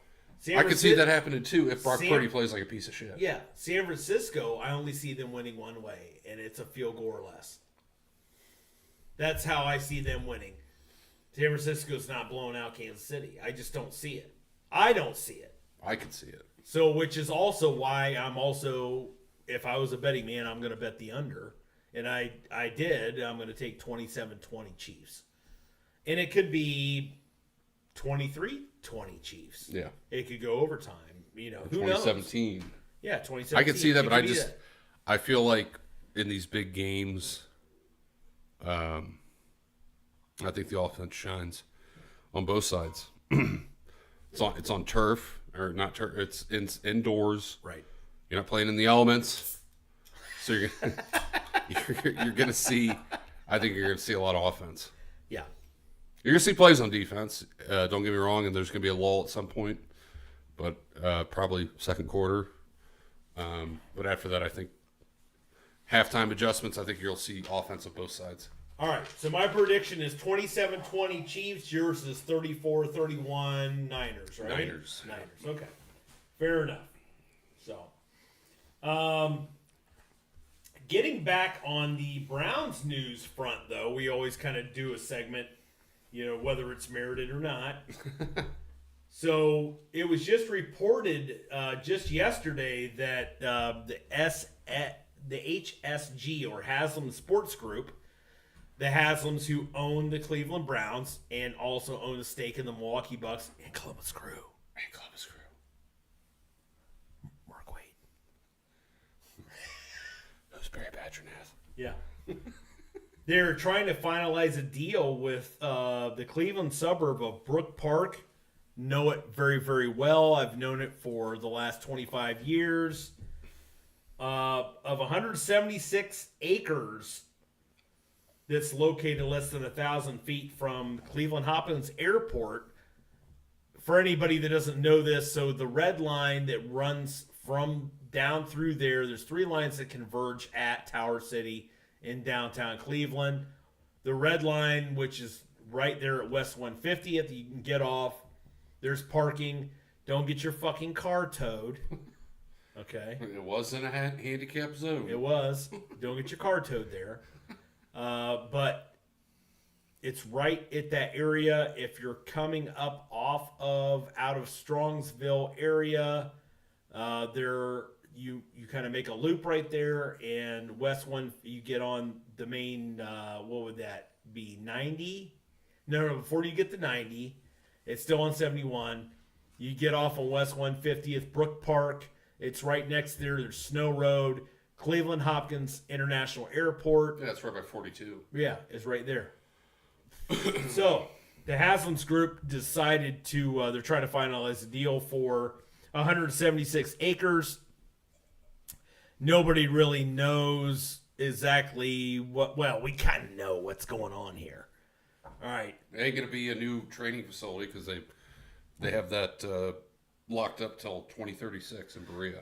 Yeah, but I did find out that they actually are expanding the training facility. They already have money in place for that at Berea. Yeah. They're going to go ahead and do that. Also, Oil money. Yeah. Also, also, this area is going to be closer to the Berea training facility. Yeah. Okay. Oh, very, very much closer. All right. So the Haslam Group is trying to go ahead and buy this 176 acre parcel. It only needs you really only need, come to find out, about 100 acres to really build a new stadium. It's 176. So obviously the Haslams have much, much more in mind. Probably hotel, shopping areas, food, whatever. all that bullshit. Okay. So parking. It'd be nice to be able to park right in front of the fucking stadium. Well, this is just the 100 acres is including the parking. Yeah, right. Okay. Right. Okay, but it's 176. But I'm just saying, including in that, it'd be nice to be able to, oh, we're tailgating. I can see the state. I mean, you can up in Cleveland. Right. And we love it. It's a tradition at Sure. this point. But it would be nice to just be able to walk right to the stadium right there. Right. There is, the only thing that's really in the vicinity is 135,000 square foot Amazon distribution center. Imagine that. Okay, there's also a Ford plant. Back in the day, there was two other Ford plants. One was a cast plant. One was it transmission? I'm thinking transmission. Anyway, there's two different Ford plants. Stamping plant, wasn't it? Stamping, that's it. That's it. I'm sorry. There was a stamping. Like what used to be in Ontario, plant. Yeah, stamping plant there. So it's a continuous 176 acres. It's right behind the existing Ford plant, which we don't know how much longer that's going to be there. But rip the U.S. automobile industry. But come to find out that this is also with the news of the Cleveland International Airport is also just got funding from the municipality of Cleveland with a $3 billion expenditure that has already passed, and they're going to go ahead and build. They need to redo that fucking airport. They're going to go ahead and rebuild a lot of the parkways. They're going to go ahead and make rent-a-car areas much more accessible. Probably update their hotels. Yes. Yeah. And probably even more important, and the reason why the Haslams have kind of chose this area, is that they are going to build an enclosed 1,000-foot walkway that will go over those tracks from the red line from Cleveland Hopkins International Airport to this area. Mm-hmm. That's already been put in place. So now you have the vicinity of the airport, the red line tram, and just acreage. Right. That's just there. And I think it's perfect. Right. I mean, I know I seen things last year about Independence, then maybe getting some acreage there, but you have the airport there, you have the open acreage that they want to use, and which is ample, which is definitely more than ample. Right. And to me, I know you don't like it, but I think that signals that they want to build a dome, because if they didn't, you could have built it in downtown Cleveland. Right. Just like the dumbass Bills made a half dome. They're building a half dome for some reason in the worst area of weather in the country. Absolutely, 100% agreed. Which Cleveland's a close second. Right. So, come to find out, though, that if you were to build a new outdoor stadium right now, it's $2 million or $2 billion. $2 billion. If you were to put a dome on it, it's $2.5 billion. You know, what's another fifth of the cost? If you're doing it, don't half-ass it. All right? If you want a retractable dome, which is stupid. I'm going to disagree with you on this. That is stupid. I'm going to disagree with you on this. If you decide to go ahead and spend the other $500 million, wait a minute, wait. $500 million on a dome, okay? Why not just go all in and go $1.5 billion and build the retractable dome? All right. Can you tell me how many times Houston has opened their retractable dome? Right. It takes more. The upkeep on a retractable dome is insane, and it's going to be even worse when even if you're in that area, not right by the lake. It's going to be even worse in this climate, the salt and the cold weather, the moisture. All the shit I like about open air stadiums. Yeah. Okay. Then it would be down in Houston. So then you're going to have. And a lot of that money comes from the city or the municipality, whatever they're going to... Do they get money from the city there? Yeah, so this is also part of the issue, and I wanted to bring up was because of the municipality of Cleveland and whether this is a bluff move by the Haslam Sports Group to go ahead and buy this. I mean, hell, they probably bought that acreage for like $1 billion, didn't they? Yeah, well, they're securing it right now. It's not. Maybe not $1 billion. It's not a done deal. Yeah. Okay, but what I'm saying is that are they putting the pressure of the municipality of Cleveland to get their shit together and get fucking tax money over and build us a new stadium to keep the stadium? But the thing about doing it in Cleveland is where do you do it? Like if you're talking about downtown Cleveland. One of the big things is the proposals, what I'm talking about, is that they want to go ahead and renovate the existing stadium. You know how much that's going to cost? Yeah, it's $1 billion. Why the fuck do that? Just build a new stadium. Right. Build a dome so you can actually have big events come there. Right. And make money off of it. Right. Have a Super Bowl there. Have the NCAA. That's the key right there. Have a national title game there.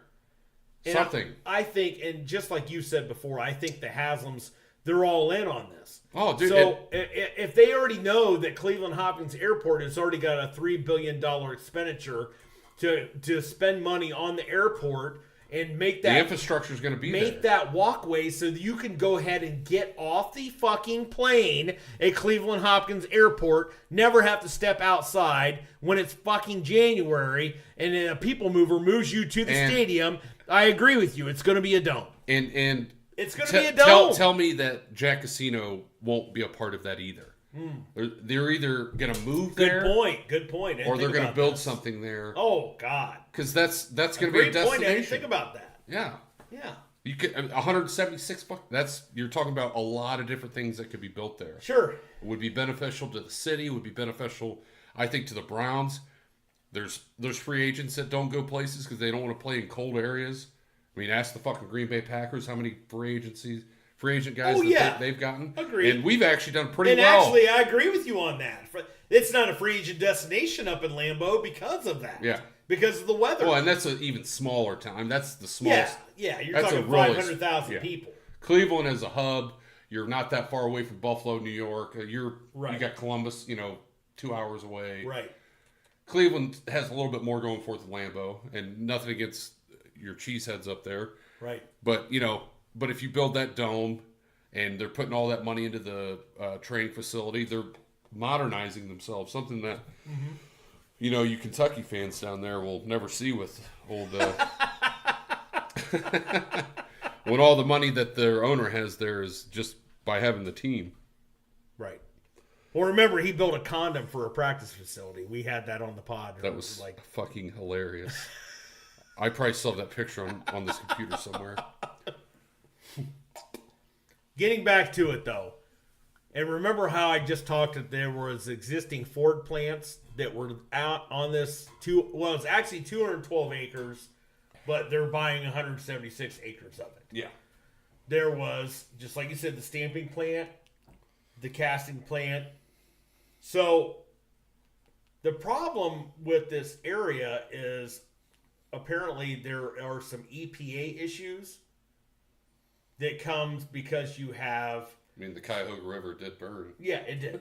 So, doing a little research here on a similar area that was around Detroit, Motor City, USA, there was contaminants that were actually embedded in the ground, and it caused cancer agents, radioactive materials. Give me cancer now, God. Right.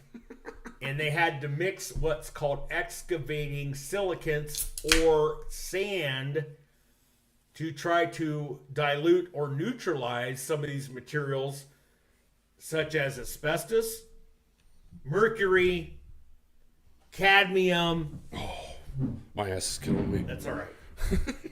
Looks pretty good from here. Oh, you like that? Yeah.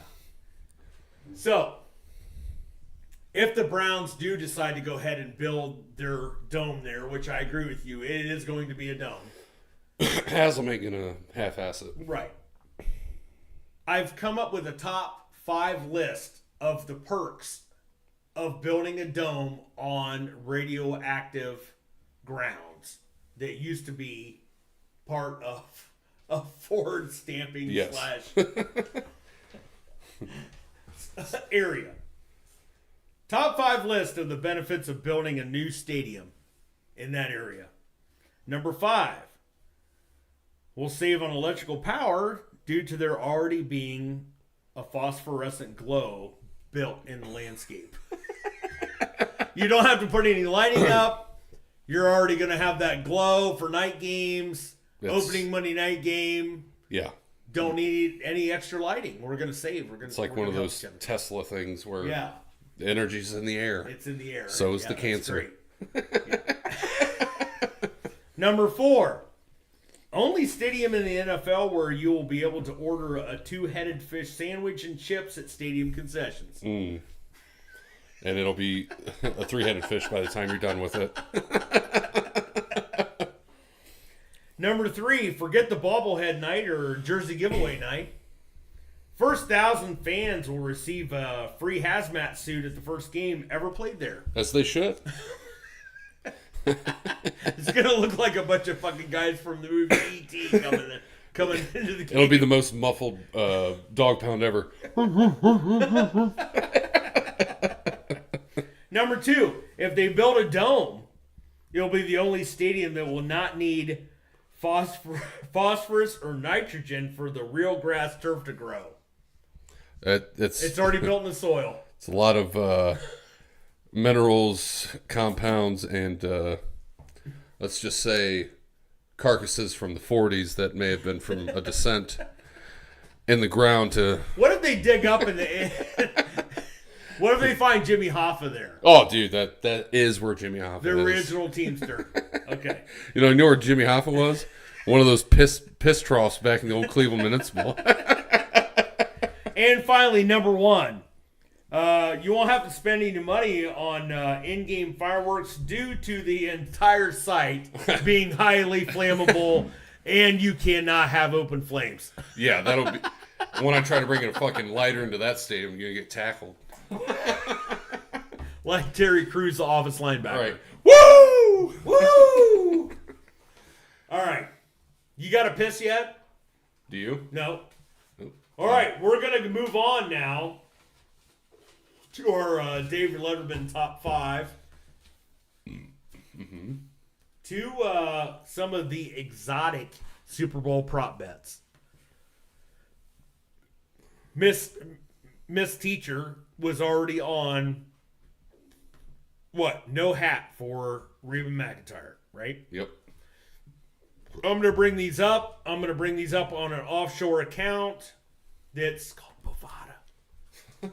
They will scrub your money, and they will only offer you 50% return if it is not, if it is Bitcoin, Dogecoin, whatever. You get first-time deposit on Bovada, which I fucking hate them. This was the first book I was ever on.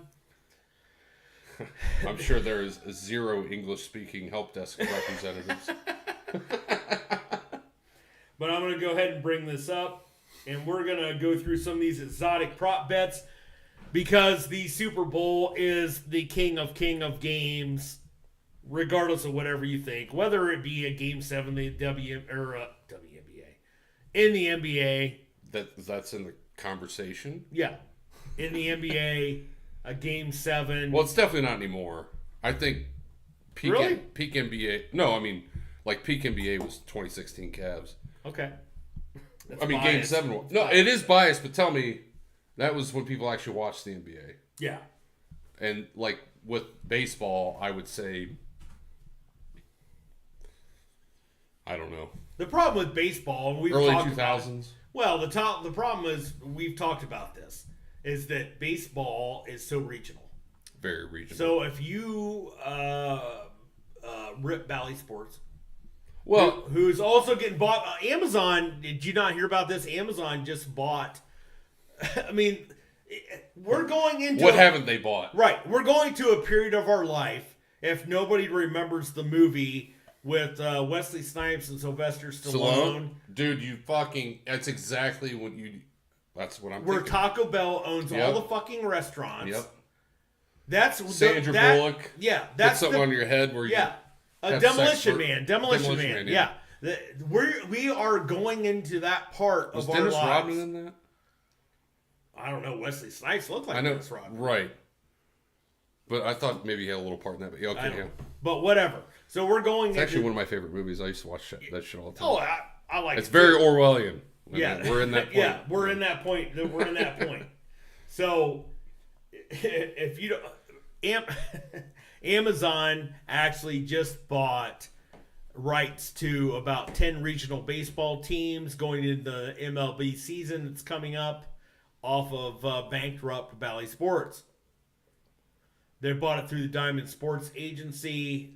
I need to read a little bit more about Bally Sports because there's no way they weren't fucking like leeching money to stay alive. Because they didn't pay the Cavs for like 8 months. They didn't pay the Indians for like 2 years. Right. Whoever that CEO is in some fucking Caribbean. They're owned by Taco Bell. Right. So, right. All right. So we're gonna start off here. The national anthem length. This is always a great one. The average is 103.5 seconds. So a 1 minute 33 seconds. Whitney Houston crushed this back in the late 80s. She was the first person ever over 2 minutes. Jesus. It keeps going over that. I mean, she probably had, she's passing out from Bobby Brown induced. Put some stank on it, Ike. Put some Bobby Brown induced concussions. Yeah. Beating her ass. Reba, though, is going to be the country artist. I'd say under, whatever. Is that? Under. Actually, from what I understand, Reba actually has performed the national anthem one time in the World Series and also one time back in the late 90s, somewhere there. Probably. Where it came in right around that number, of course. Right. So, but with all the hoopla being the first one in country Vegas. Singers do it quicker. Mm-hmm. Well, she's not like soul country. She's... I got my pants up to my tits. Yeah, you can't say that. She's not Darius Rucker country. We're gonna say that. We can say that. Can we say that? I don't see a lot of difference. I mean, they're both pop country. Okay. Right? Am I wrong? Yeah, I mean, I don't know. I think Reba's more solid country. Really. I mean, we're talking about. I just don't like women country singers. So. Okay. Wow. It's too much twang. Can't say that. All right. So a lot of things we can't say. 103.5 seconds is the average. Quite a bit under Whitney Houston's performance. What are you thinking? You going over? Under. You going under? It's going to be some twang fest bullshit. Yeah. So somebody's going to have like a steel guitar, and it's. I'm not gonna watch it. I'm not betting on it either. But if I were I'm gonna bet on a ton of Super Bowl props because I do it every year. Not a lot of money, but just for fun. Because then when I'm there and I'm like, yes, yes, yes, I hit $1.33 on my dollar bet. we'll probably talk about it later. It's gonna be fun. The alien invasion one. That was that was fantastic. That's fantastic. We'll get to that. Gatorade color. I love this one. We talked about this last year. We talked about this last year. So the favorite Is it purple? actually, that is not the favorite. But last year, number one, what do you think the Super Bowl, or what do you think the favorite liquid would be? The color of the favorite liquid, regardless of who wins. Yellow? Why? Because that was the original. Not going to be red because both teams are red.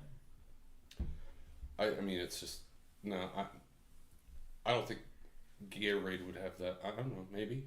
Yeah. Is that the favorite? Red? No. Actually, the favorite right now. Well, yellow is also both teams. True. The favorite right now is blue at plus 275. We talked about this last year. Purple, though, really, really weird. So last year we had the Eagles and the Chiefs. The Gatorade color was purple, which was really, really far down the line. I might have. Really, really far down the line. You're getting plus 500 on the purple. Red is plus 400. Actually, quite a bit more of a favorite than purple, even though last year. But I did look this up. Orange is plus 300. Since the turn of this century, orange has been in 5 different Super Bowls. And blue, though, is still plus 275 at the favorite right now. Lime green yellow is plus 400, which is also the same as red. So what doesn't make sense to me is all of those. This is where what gets dumped, right? Mm-hmm. There's more than one color on those sidelines. Okay, but it's the whatever gets dumped, and you get to see it on the broadcast. Right. So, yeah, I wouldn't pick purple either. I don't know. I will. Yeah, I will tell you this. Well, so then I kind of deep dove on it, right? Great. Because Andy Reid also won his first Super Bowl with Patrick Mahomes, beat the Niners. Mm-hmm. Okay, it was a comeback type situation. Also, I'm on the Chiefs again. Came back. Not Jimmy G this time. Yeah, that's true. That's true. That Super Bowl was weird. It was orange. So then I was thinking to myself, is Andy Reid superstitious? Because last year's was purple. Orange or purple don't match Kansas City. Mm-mm. Orange or purple don't match the 49ers. Like I just said, they have different colors on that sideline. Right. They have to. Players like what they like. They're not going to have one fucking color of Gatorade on the sideline. You know what I'm saying? Somebody tried, also I read an article today where somebody tried to go ahead and put Kyle Shanahan on the spot and asked him about the Gatorade, what's his favorite Gatorade? Kind of a roundabout way to try to get an in on this. In case the Niners would win, and I'm not saying, who knows, if they would win, and Kyle Shanahan actually said that clear, meaning water, You're drinking the wrong water. Yeah. Clear is the practice drink of choice for the 49ers. Well, there is a clear Gatorade, isn't there? There is. Yeah. So, actually, the prop bet is clear or water, either one. Isn't that like a white cherry or something like that? Yes. Yeah. Plus 375. So, and you could get no Gatorade dumped. Is there a world where no Gatorade's dumped? It's at plus 1,000. It's paying 10 to 1. You might as well. That's not. Yeah. Why would you bet that? I mean, this has been going on. Has there ever been a Super Bowl that's not happened? The Gatorade dump's been going on since like late 80s. Well, like early 90s, like mid 80s. Mid 80s. I believe it came out during the Parcells era with the Giants. Yeah. The Redskins, Giants. Yeah. Well, that's when Gatorade really started hitting. Yeah. Right. So, is there any world though where you are going to jump on the none? Is there a world here where is it none for Shanahan because he's a pussy and he's not getting any Gatorade dumped on him? No, The only way I'm putting that is if I put $1 on it and I win $1,000. That's the only way I bet on that. Or 10, yeah. Or 10 grand. 10. Yeah. 10 to 1. 10 to 1. Well, you put $1 on it, you're going to win $10. Well, that's what I'm saying. Like, Yeah. it had to be a huge fucking... Right. Because I don't think that's ever not happened since the fucking 80s. Right. I mean, even when they played it in New York when it was cold, they still fucking... Like, fuck you. That's even a better time to say fuck you. It's still gonna, yeah. So there's definitely, so the Nun's out for us, and of course it's the highest on the board. Blue, we know Andy Reid had orange, then he had purple last year. We know Shanahan prefers clear or water. Although he also said in the same press conference that orange is his favorite Gatorade. At plus 300. Yeah, I'm weird like that too. I like orange and yellow. Okay. So here's how I'm going to put this together. If you feel that the Niners are going to win, you need to get down on orange or clear or water at plus 375 or plus water? 300. How the Clear- fuck do you know? Clear or water. If it's clear, if it's Gatorade cherry Well, that's white. or white.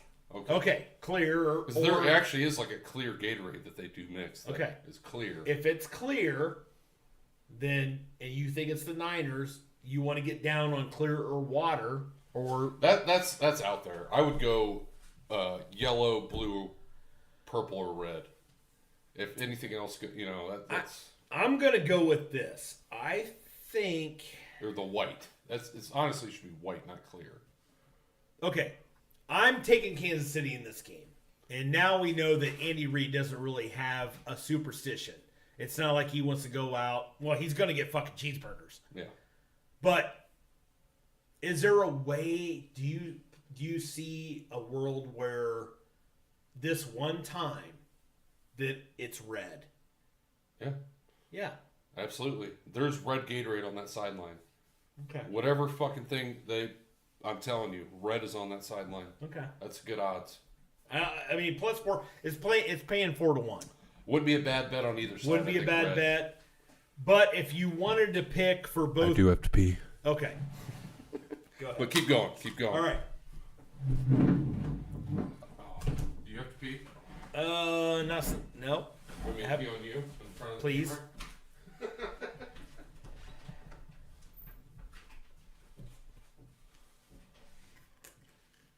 Super Bowl MVP. Who will the Super Bowl MVP mention in their speech first?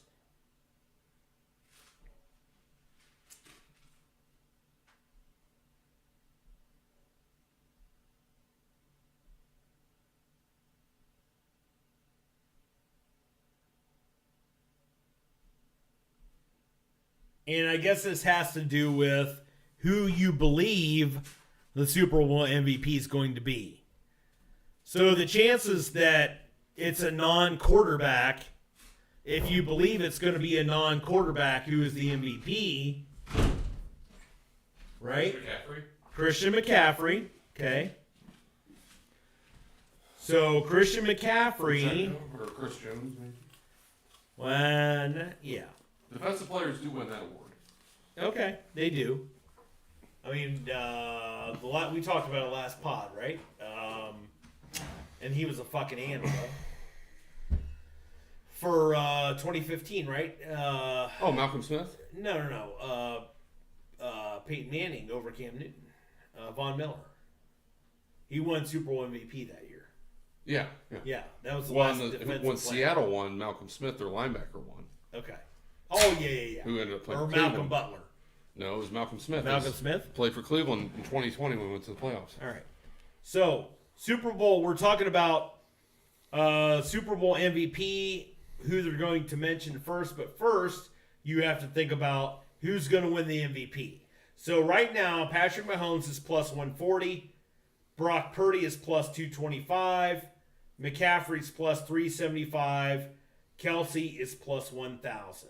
So, number one, for Kelsey to win, and all the people that think that all the shit's scripted out there, and they believe that Kelsey's going to want. Let's say that he would walk off into the sunset. Yeah, well, it's walk off in the sunset, but you're going to have Taylor there, right? Right. And you think that this is going to be his time, and he's going to win it, and he could walk off in the sunset. Sure. Let's say the Chiefs win the Super Bowl. Mm-hmm. He wins the MVP. Yep. And then he just goes along with Taylor Swift and just goes on her fucking worldwide tour. And he retires from the NFL along with his brother, who decided to go ahead and retire also. I feel like Travis has some tread left on the tires. Oh, yeah, I do. But Travis is 10-1. So he's plus 1,000 right now. If you think, but Mahomes is plus 140, Purdy's plus 225. Can we agree on this? If the Niners win, It's McCaffrey. I agree. So McCaffrey is plus 375, and Debo's plus 1,800. He's 18-1.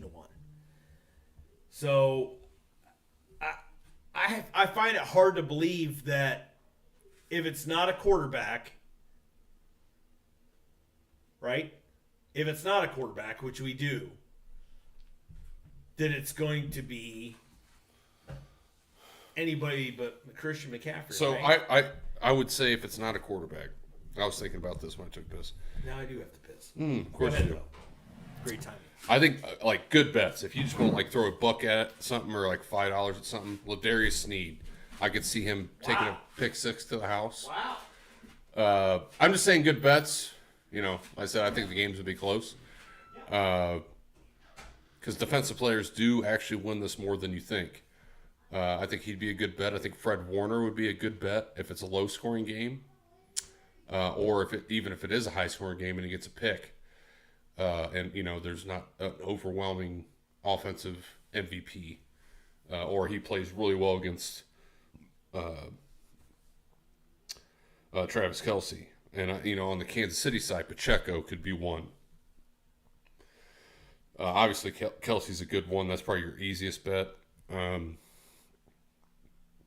Like I said, Sneed. Chris Jones could be one. He could have a couple of sacks or a big strip sack in a big moment. Could give him that nod. But yeah, I think Debo would be a good one.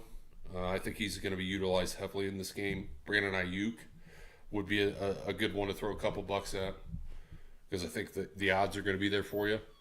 If you're going to bet on a Super Bowl MVP, I'd say you should hedge your bet with at least one player on each side. Okay. Would you not? Yeah, for a couple bucks. Hedging's not bad because then if you combine it with some other stuff, and you kind of make your own bit of a parlay, which you're going to do. Who are you talking about? Ladarius Sneed. Yeah. So Ladarius Sneed is plus 15,000. That's what I'm saying. Put a couple bucks on that. Yeah. So if you go with Ladarius Sneed, you're getting 15-1 odds on that. So you're getting 15 per dollar. If he gets a pick six in that game and it ends up 20-17, like you say. Yeah, or it ends up being the winning score, right? Yeah, he's going to get it. If nobody performs, like, even if Pat Mahomes, if that's the winning score and he goes 21-27 for 215 and 2 touchdowns, they're going to give it to Sneed. Okay. You know what I'm saying? Like Malcolm Smith got it in that game for Seattle. He had a defensive score and a sack, and Russell Wilson had almost 300 yards passing.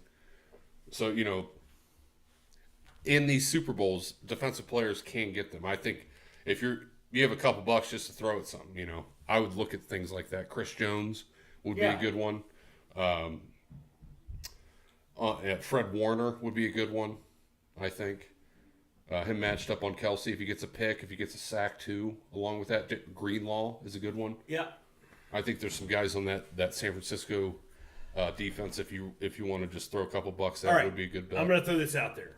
Regardless, I don't think it's going to happen. I think it's going to be a quarterback. If it's not a quarterback, it's on the. Here's what I feel.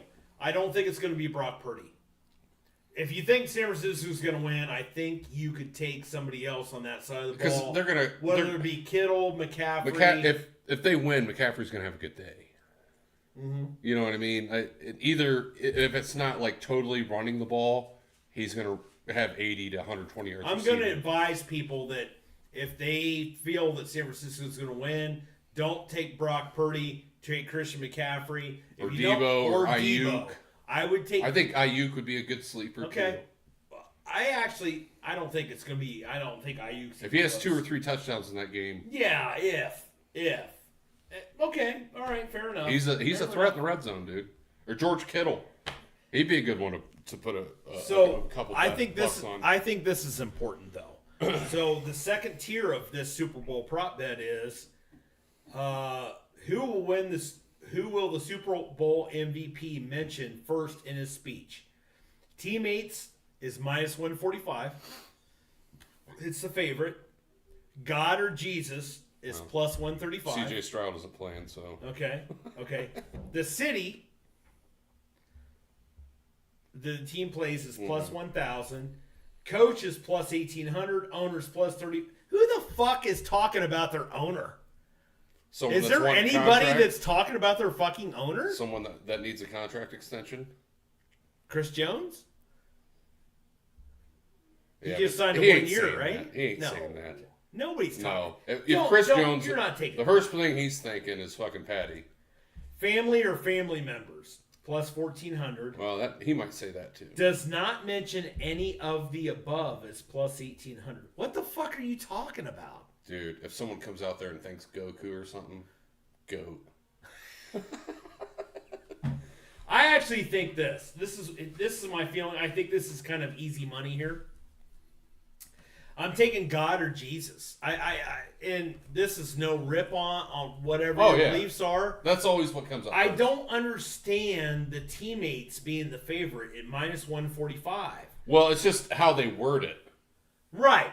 So that could easily be. And it could be. I take my teammates to God, right. Whatever the hell. And the teammates come first, and I get that. I just think, Mahomes is kind of a Jesus freak, right? Probably. Right. You can't have that kind of money and not be into that kind of shit, I guess. And Purdy is too. I just saw footage of Purdy where he's blessing This is going to be a trend that's going to.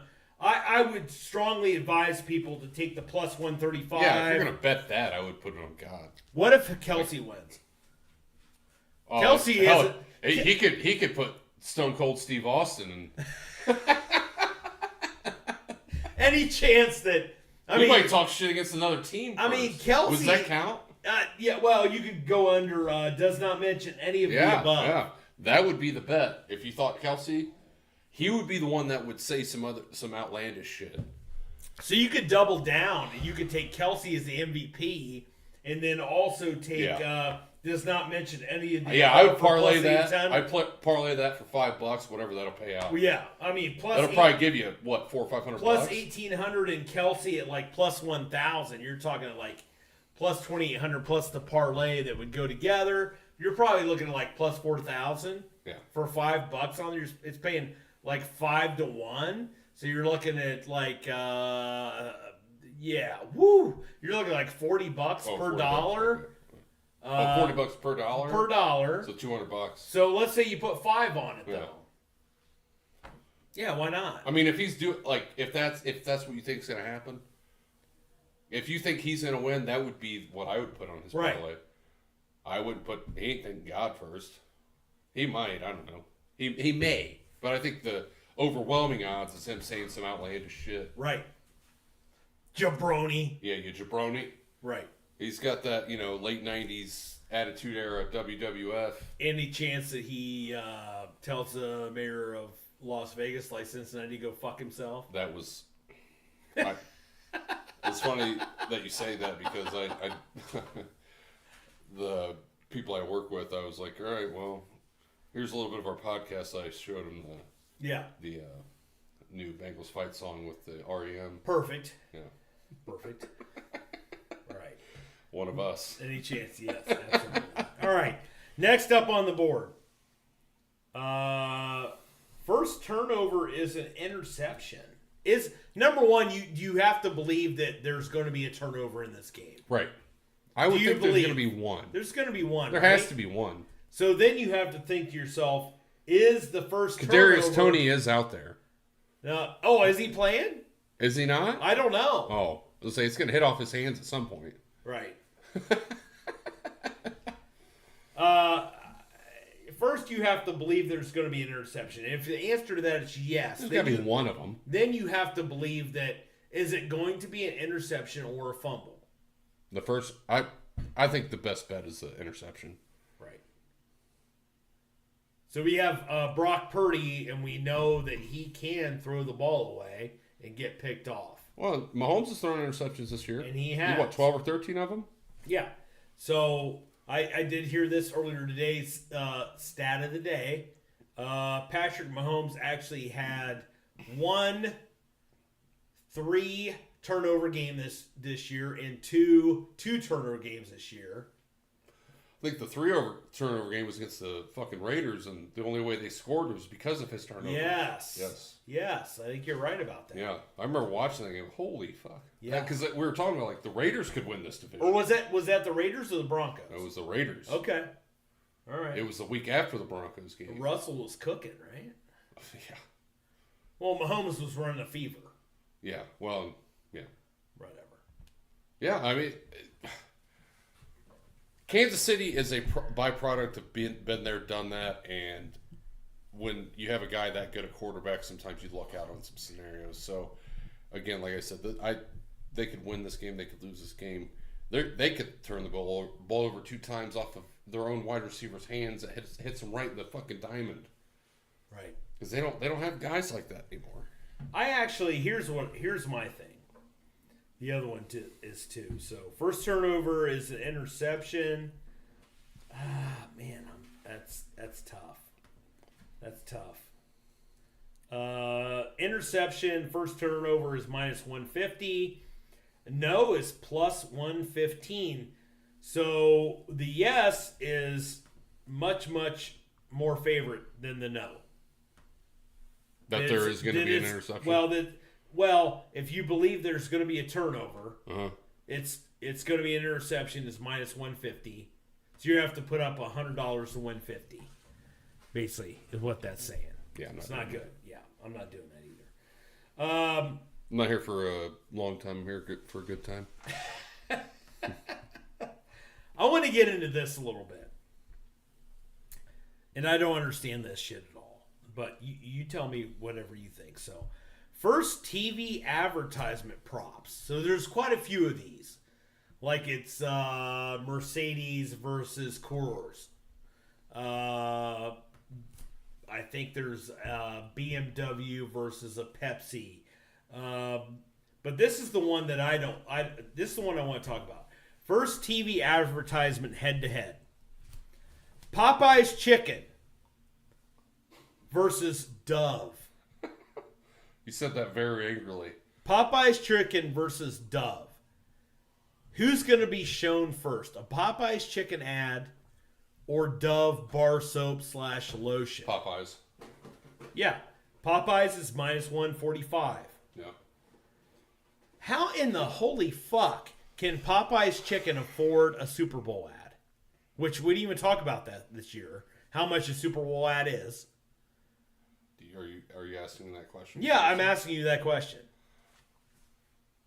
I'm asking you. So, how many Popeye's chickens are there in the greater Los Angeles area? I have no idea. I've never ate at a Popeye's chicken. I have. Really? And okay. Is it good? Well, all right. Is it good? Louisiana Fresh. Go ahead. I know the commercial. That's how many Popeye's chickens do you think are in Columbus? No idea. No idea. There's what one, is your, there's one here. What is your heritage from? I am Irish Anglo-Saxon. Oh, that's fine. Yeah. Where do you think people in the greater Los Angeles, East Los Angeles, maybe Compton area go to eat? Sizzler. Oh. Well, you'd be wrong. Okay. A lot of that is Popeye's chicken. Okay, all right. Okay. I'm going to take your word for it. This is a national brand. I agree. Okay. Here's my thing. What the fuck is Chick-fil-A doing that Popeyes... Well, they're putting Popeyes up against Dove. And it's not fucking Chick-fil-A. Because Chick-fil-A is supposed to be the be-all, end-all of fucking chicken joints. Well, that's a lot of, Jesus and tax write-offs. Oh, shit. That's right. The Super Bowl's on a Sunday. Chick-fil-A can't advertise! Forgot about that. Well, and can we just go back to the point where we get to see fucking Terry Tate office linebacker and good commercials? The fucking Budweiser bowls Yes. with the bottles. Yes. Or, Bud. Yeah. Bye. Yeah. Or why that? Yeah. Now you got some fucking puppy bowl. There's like 2 funny commercials the whole time. Yeah. All right. Fair enough. But I mean, that to me signaled the decline of the American dynasty. Right. When we started not having funny commercials. Because I remember, like, when we first had TiVo, we TiVo'd the fucking Super Bowl so we could go back and watch them. Mm-hmm. Doritos had good fucking Pepsi was really good. Adidas was awesome. I think that was Terry Tate. Or Reebok. It was Reebok. I mean, God, it was... Can I get one of those? Yeah, absolutely. Yeah. It was, that's what the fucking Super Bowl was for. If you weren't a football fan, you watched it because they had fucking hilarious. Well, I guarantee you my wife's going to be watching for Reba now that she threw that fucking prop bet out. Yeah, or fucking, I'm sure there's bitches. No hat. Well, there's probably bitches watching for Taylor Swift, too. No, that's fine. I couldn't name one of her fucking songs. Really? I don't know. I can name them now that Travis Kelce's in the picture. Yeah, I don't care. Well, and I also am not one of those people like, oh, she's ruining. No, I don't think she's ruining football, but it's also like, I don't give a fuck that she's there. I don't either. I don't care either. It doesn't hurt my feelings, but it's also like, okay, they're trying to get a new audience, and good for them. That's what the NFL's been doing. Right, and I'm there to watch the game. Oh, right. Well, good. Show us your tits. Oh, you're not? Oh, no. Okay. You're another rich billionaire. Let's see Travis Kelce's mom's tits. Yeah, let's actually, now that you say it, I have to see him. Perfect.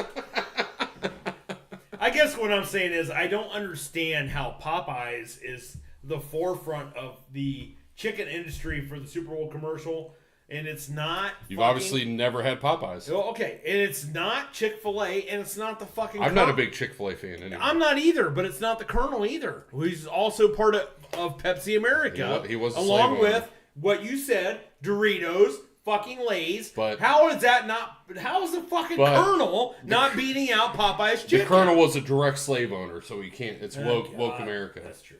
That's true. Louisiana. All right. It's. I don't have to say it. I don't have to say it. You can't. Well, I mean, Brett Favre.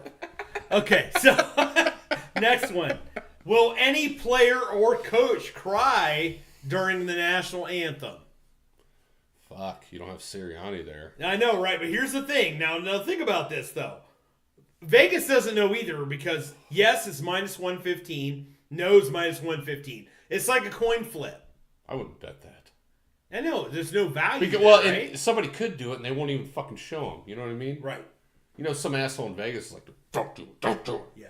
Wherever the fucking money's at. Fucking crime, motherfucker. Right. You're going to get cement boots. Like, hey, don't show it. Don't show it. You better not show it. That's definitely where Vegas has the pool. Yeah. I wouldn't bet that. But to me, they're gonna. If somebody fucking starts tearing up, they're gonna show it. Right. They are. And that's who's gonna win that bet. And if it's the same odds, obviously they're getting enough money on whatever side they need to get it for that to be okay. Here's my thing. Any chance that Travis Kelce tears up because he knows this is his last hurrah if they win the Super Bowl, and then once again, now think about this though. You're doubling down. You're putting a parlay together, even though you can't parlay these together.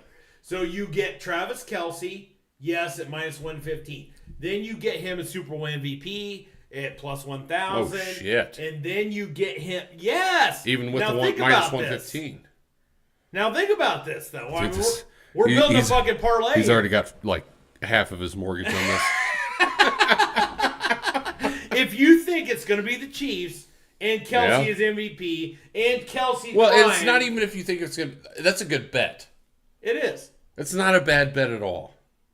Fuck, put $30 on that if you got it to piss away. Put $30. I'm buying a new mortgage.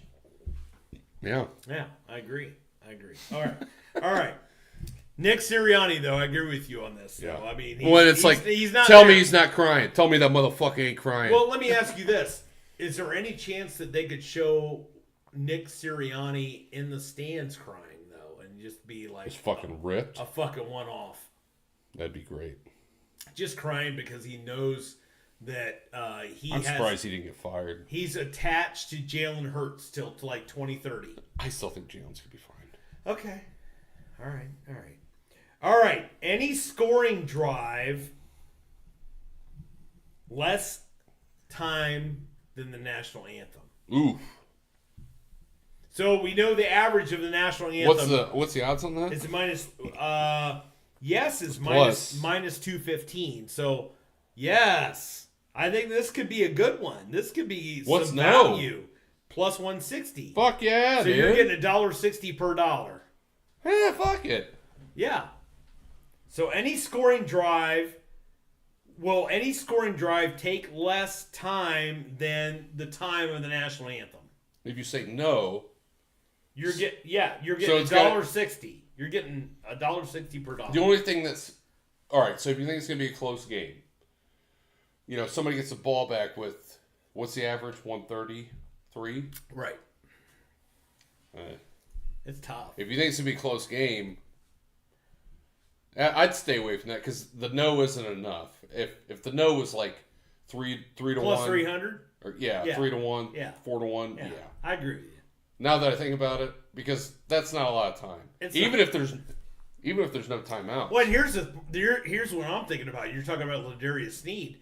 Wait, and that's scoring. What if he has a pick six? Did you say scoring drive? Yes. Or you say scoring drive or touchdown drive? Just scoring drive.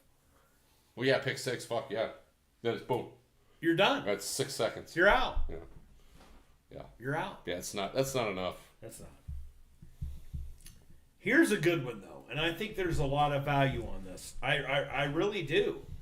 Do you know what the record distance is for a field goal in the Super Bowl? 53. 4. 4. Okay. Fuck. Great. Fuck.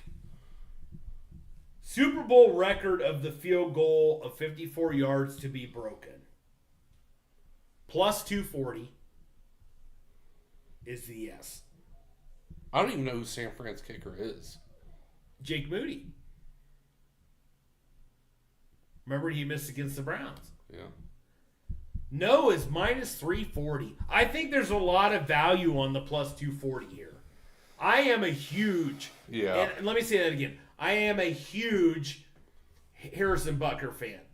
Outside of Justin Tucker, right? Outside of Justin he's Tucker, plus 88% every year, right? Oh God, yeah. Harrison Butker is like he's in the top probably 3-5 if you don't believe that. Jake Moody's missing the shit. Okay, but here's my thing. But he's got the leg to make it. Right. Here's what I think. Here's the value. Here's the value to me. So let's say that Kansas City wins the toss and they defer. And they're going to get the ball back in the second half. And all of a sudden, Andy Reid believes that he can go ahead and take a long shot at a field goal. Whether he misses it or he doesn't, and he gets down there and it's 55 yards, Harrison Butker's taking that fucking kick, right? Yeah. Before half. Yeah. So then you take the field. I think you do that if you're San Fran, right. too. Yeah, but I don't know if Moody's got the leg to do it, is what I'm saying. I think it's the leg, it's the accuracy. Accuracy, right. And it's a dome. Yes. I think both kickers have leg for 55 yards. But I think Butker, regardless though, I think there's a lot of value on the plus 240 to break the record at 54. I would put that in a parlay. Yeah, I mean, you are every time. I mean, kickers are constantly beating records at this day and age. Yeah. When was that 54-yarder hit? I don't know. I'd have to look that up. Was that fucking Jason Elam? Broncos? Could have been. I don't when know. They played, when they won against Carolina? Yeah, with Cam. Could have been. Because it wasn't last year, was it? Well, no. I think it was the Eagles kicker last year, wasn't it? Jake, look that up. Jake Elliott, right? Yeah, Jake Elliott, he set a new Super Bowl record. I'm pretty sure. And if he did set it, and then that's going to go down with, it's going to continue with my prop. If they keep kicking longer field goals, it has to go over, right? Number one, you have to make sure there's a field goal. I mean, if the game ends up 21-14, there's no field goal try. Steve Christie. What was that, the fucking Panthers? Is it the Bills? Steve Christie was the Panthers, wasn't he? Oh, he was? I think. Wait, hold on. So that was the same Super Bowl? No, yeah, Bills. Oh, the Bills. Yeah, I Holy was fuck. right about that. The Super Bowl history, Steve Christie. So, Bills, what year was that? Who was that against? That's what I'm trying to... Longest field goal in NFL Super Bowl history is 54. How old is this fucking article? Oh, it's old. 2023, okay. Steve Christie. I mean, that's the Four Falls of Buffalo, right? Was that... Is that after the wide right? in Super Bowl, whatever... All right, what Super Bowl is this? It might have even been before that. No, Christie was right in there. He was right in there. Super Bowl XXV... 25? XXV... 28? That had been the one where they got their ass kicked by Dallas. 30-13.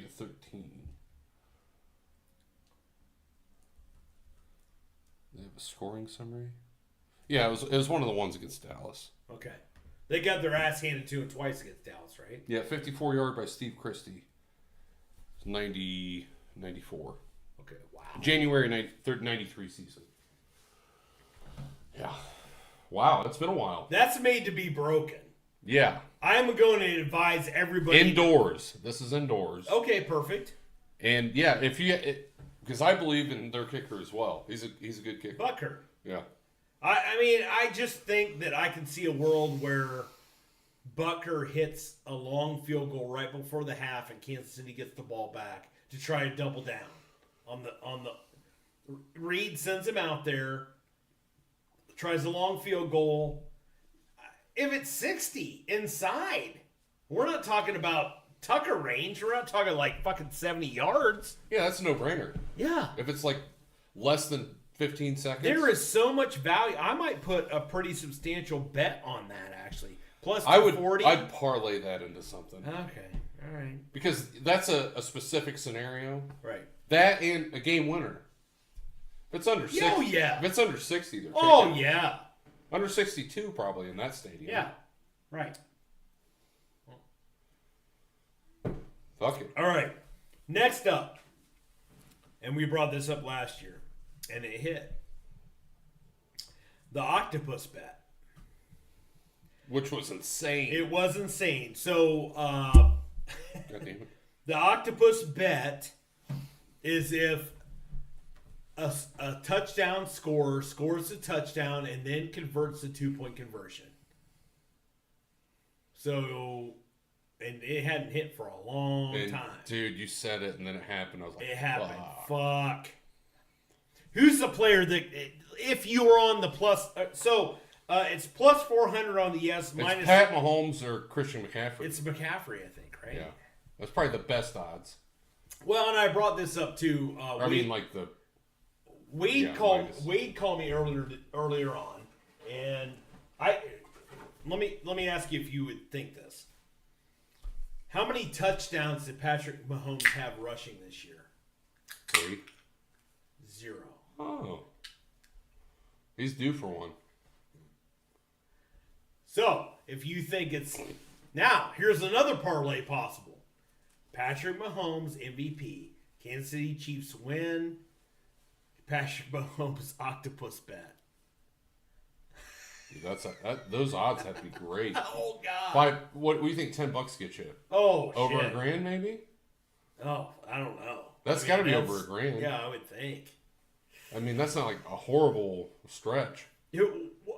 Because octopus bet is huge odds. Oh, yeah. And then like no, it's 38,000 or something? No. It's plus 400. It's only That's- plus 400. It's playing 4-1.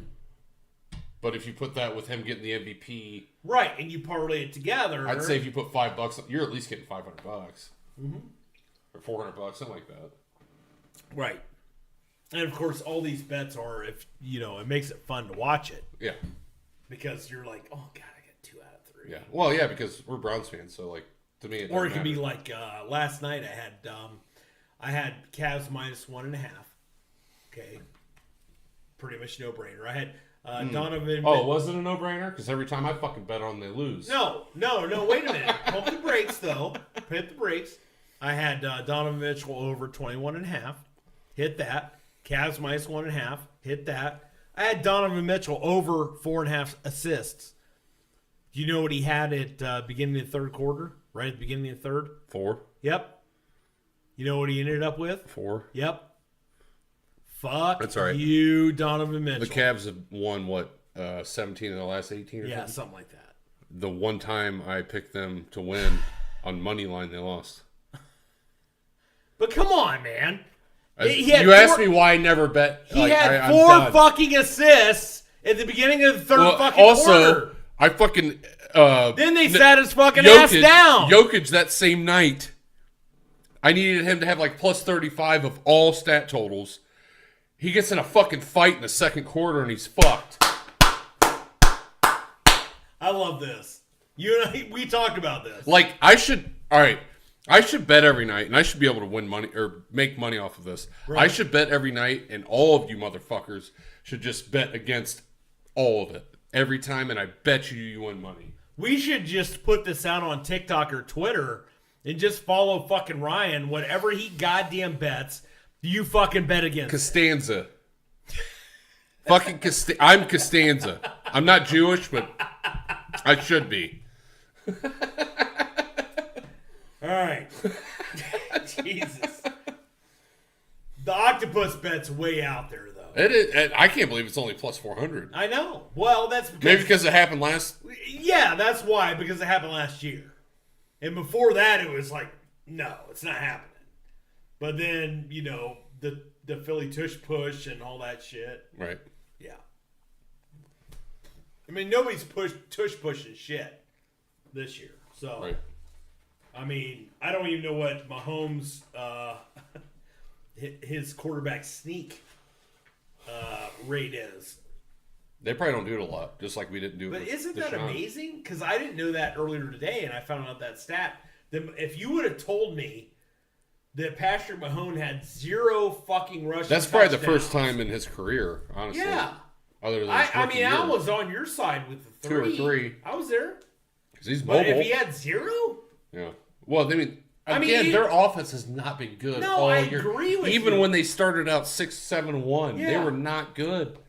I agree with you on that. But I guess what I'm saying is that, even it's not a design run anymore with Patrick Mahomes. They never did that. No. Most of his rushes are fucking around. But what I'm saying is, can't you see inside the 5-yard line instead of them giving a shovel pass to Pachenko or Travis Kelce, and there's a broken play, and Mahomes just rushes around the corner and gets in the end zone. If you would have told me that didn't happen, I would have been. I'll say this though: inside the 5, I think Andy Reid's the best of all time of calling plays, of making plays inside the 5.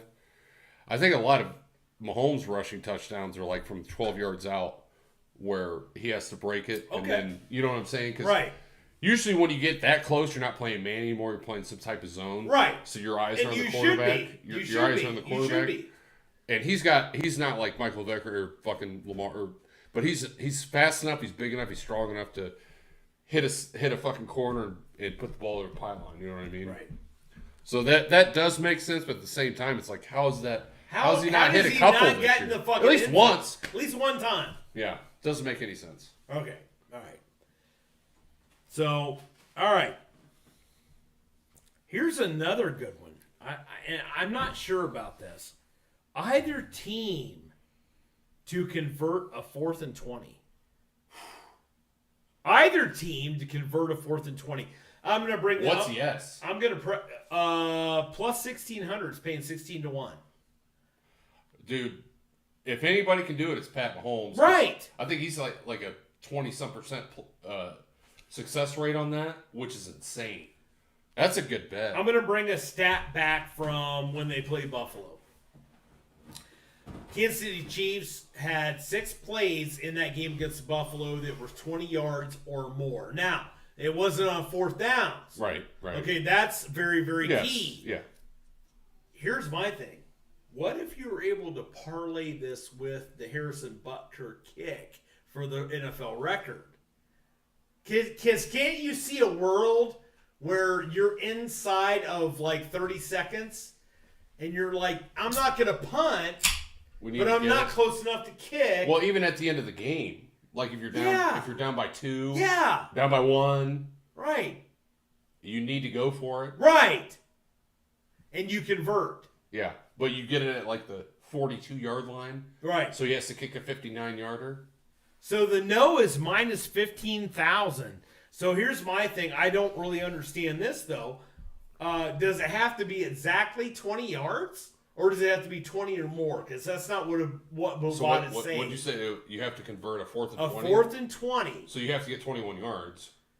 Right. So you have to convert a 4th and 20. Right. Or more. Or more. Yeah. Yeah, so there's really not a push there. It's plus 1,600, though. It's 16? plus 1,600. It's plus 1,600 for the yes. But like you said, that would be the parlay. Right. Because that makes sense. Sure. It wouldn't make sense at the end of a half. It would make sense at the end of the game. Mm.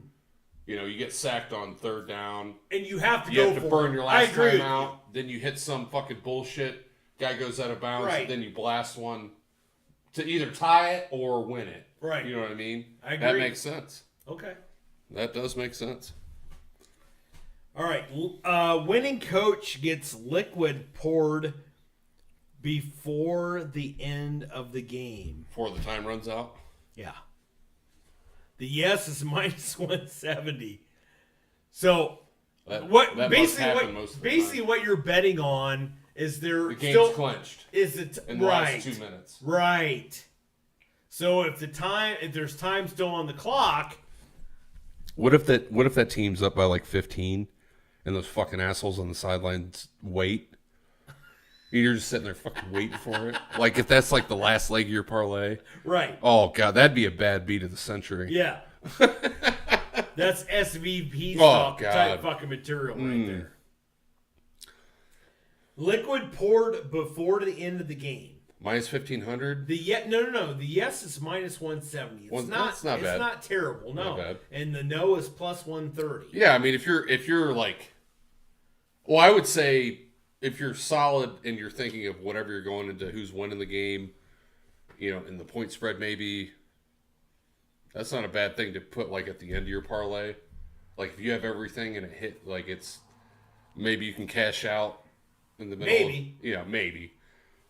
In the middle of the 4th quarter. Not with fucking Bitcoin. Yeah. Yeah, I wouldn't trust any of those people. God, yeah, I trust them. They're citizens of the earth. Mm. Just fuck it, yeah, send it, dude. They're dealing with fucking $5 is $5. Okay, here's my other one that I really think there's value on, and this goes down to Andy Reid. Will there be a flea flicker?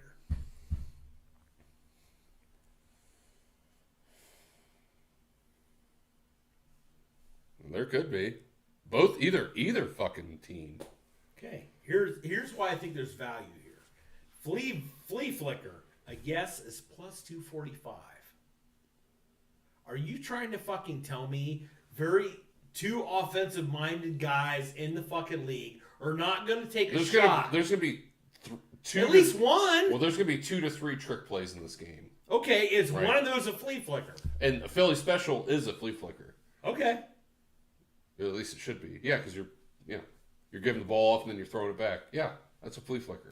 It pays plus 245. I think there's a lot of value on that. Mm-hmm. Especially if you need a 2-pointer. Yeah. There's a Philly. Even, hell, one of these guys like Shanahan could open up the game like that. Fucking Reed could open up the game like that. Oh, it's funny you should say that because the favorite for the first play from scrimmage is run by like 3 or 4. But 75%, it's going to be a run. I'm taking the pass. Yeah. I'm taking the pass. It's going to be play action.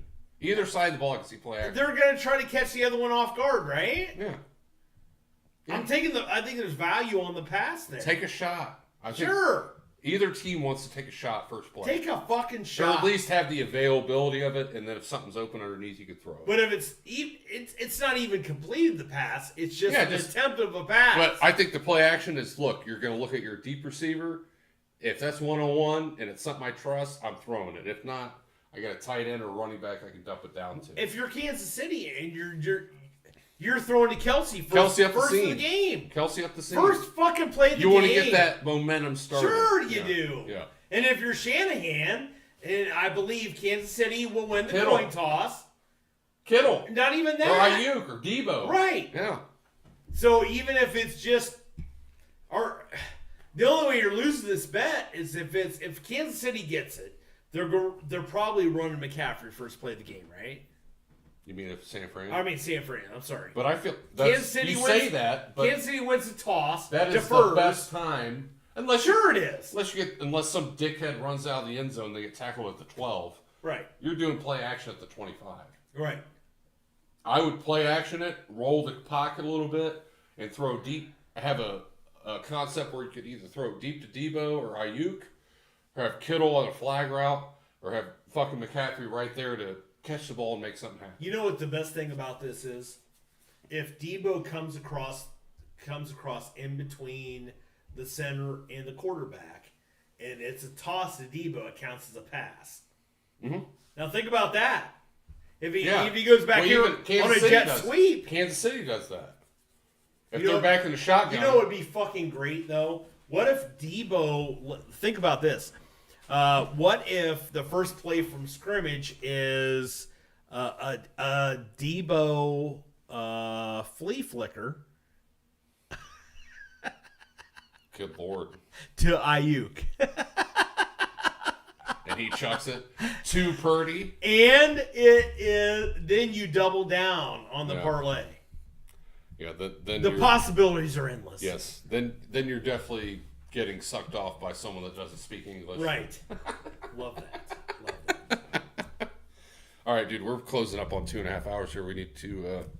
Let's get going. All right. Yeah. I'm sorry. No, you're fine. Here we go. We're both pieces of shit. Penalty for roughing the passer.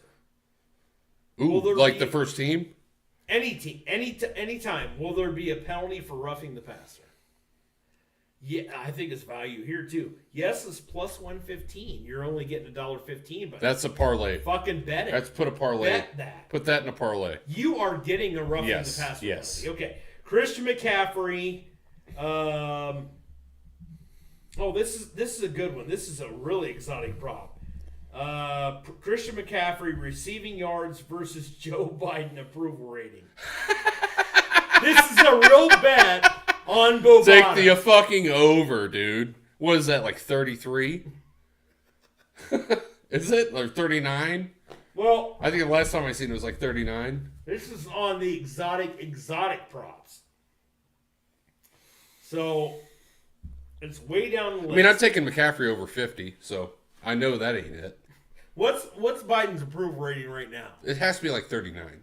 Okay. Is that what it is? No, I don't know. Oh, you're asking me? No, The last yeah. time I seen I it. am asking. The last time I seen it was 39. Okay. And then he came out and was yelling at people because people were asking him if he was like mentally equipped to do the job. And he just started yelling. And I was like, dude, that's Mussolini right there. That guy is on some fucking heavy drugs. So it's 39 right now? It's around there. 39 to 41. So if you think McCaffrey's going over 41 receiving yards, Taking it, dude. fucking bet it. I don't care what the number they say, if it's 43, I don't give a fuck if you say, if you're like MSNBC and you say it's 48, I'm taking the over. There's a lot of really, yeah. There's a lot of really, a ton of exotic bets. Where do you get these bets is what I want to know. On Bovada. It's the offshore account. But, so, yeah. Here's one. Patrick Mahomes to win Super Bowl 58 MVP and any Canadian team to win the Stanley Cup. It's paying plus 625. When the fuck is the Stanley Cup playing? Oh, it's like in April. It's like NBA. God, so you got to wait? Oh, yeah. Yeah. But it's plus 625. I bet it... Well, that's not even enough. Why would you wait that long? The fucking... inflation's probably going to catch up before you... Am I wrong? You're not wrong. So, I mean, you have like Edmonton Oilers, who have been doing really good. Toronto Maple Leafs. They've been doing good. Yeah. Canadian or the Canucks. Canucks, yeah. Canucks. They've been doing really good. Ottawa. Assholes. Yes. Who cares? Well, it's the Ottawa fucking. No. Is it Red Hawks or Black Hawks or I don't know. Black Cocks? Yeah, there's Black Hawks. Well, we know this. There's We know there's three. Not in Canada. We know there's three. We know there's definitely 3 teams in Canada though that have a possibility of winning the Stanley Cup. Okay. And if you think Patrick Mahomes is going to win MVP, why would you wait? I mean, unless you're putting a shit ton of money on it, right? Okay. All right. Like I said, inflation will probably eat that shit. There's Major League Baseball opening day props that you can bet and parlay it with. There is this is actually disheartening. There's a prop on here for a team to win the NBA championship and for the Chiefs to win the Super Bowl or the Niners to win the Super Bowl. You know who's not on that list? The Cavaliers. There's no bet for the Cavaliers. So how pissed would you have been in 2016 if you would have picked the Cavaliers to win the NBA Finals and the fucking Indians to win the World Series? Oh, God. And then a storm rolls in. Fuck the Cubs and Joe Buck. Dude, the Browns are definitely, we've been through a lot. But you can't tell me that any team, other than the Cubs, and that's why I wasn't as mad when they won, that has been through more than the Cleveland Indians. Right. I mean, those 90s teams were, when you talk about like the all-time best lineups, from 94 to 99, those teams are probably in the top 20 of all time. Sure. And even 2001. I mean, they were great. And how they never won it all. Here's a good one. Patrick Mahomes and Brock Purdy total pass attempts combined in the Super Bowl. 57 What will be greater? Versus Donald Trump vote percentage in South Carolina primaries. This is real fucking shit. Well, I think the last time... This is real fucking hard shit here. Nikki Haley, Nikki Haley. Well, Nikki Haley was, I think, getting beat at some point by 47 points. Right. So they basically would have to hit at least 70 pass attempts together to make it close. I'm taking Trump all the way. Okay. Fuck Nikki Haley. All right. I mean, Trump's paying minus 115, so. Okay. Well, I mean, I'm just saying what's going to win. I don't know about the best bet. Right. Total points by Steph Curry versus the Suns Saturday, meaning tomorrow, versus Kansas City Chiefs total points in the Super Bowl. The Chiefs is plus 200. Yeah, that would probably be the way. I knew that would be a plus. I'd probably take Steph off of that. Okay. Because if he hits fucking 30, it's a... Yeah, I agree. Yeah, you know what I mean? I agree. All right, let's move on. Let's wrap this shit up. Let's go with the crying Jordans of the week. We got time for that? We're only like 3 hours in. It's a megapod, man. We're at 2.5. That's fine. Right. We've been longer with a lot more people who never show up. Well, we'll wake up tomorrow and there'll be 150 views. Perfect. Somehow. All right, crying Jordans of the week. What are we starting off with here? One that should have been brought up during the NFL award ceremony because from what I heard, he did win that. Oh, Patrick Mahomes' dad, Pat Sr., gets his third DUI of the Hell week. yeah. Is this a distraction for Kansas City? Well, wasn't there a year where fucking Andy Reid's son killed somebody? Yeah. No, true. Wasn't that last year? Yeah. No. Yeah. They Now- just are they like the new Dallas Cowboys? Oh. Instead of cocaine, it's DUIs. So Patrick Mahomes is the face of the league. We're in agreement, right? Oh yeah, he deserves it. Okay. I made a comment last night on somebody's TikTok, and it got canceled, and it was Keyshawn giving the damn ball. Johnson was arguing why Lamar shouldn't be the face of the league, and I commented on his post. Lamar is definitely not the face of the league. That's an ugly ass motherfucker. I said that, and the fucking TikTok fucking bots got on my shit, and I appealed it. And I said, Lamar Jackson is ugly as fuck. He looks like Samuel Jackson. Ooh, I would fuck Samuel Jackson before Lamar Jackson. Yeah. I mean, sure. Well, I mean, if he's a Jedi. Oh yeah. All right. Motherfucker. All right. So this was just they found this out just yesterday morning that the fire alarms were pulled at the hotel the San Francisco 49ers was staying in.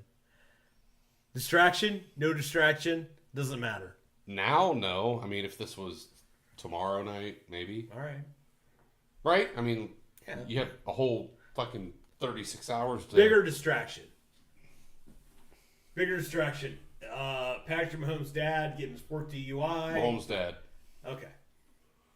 Because I feel like everyone there heard about it.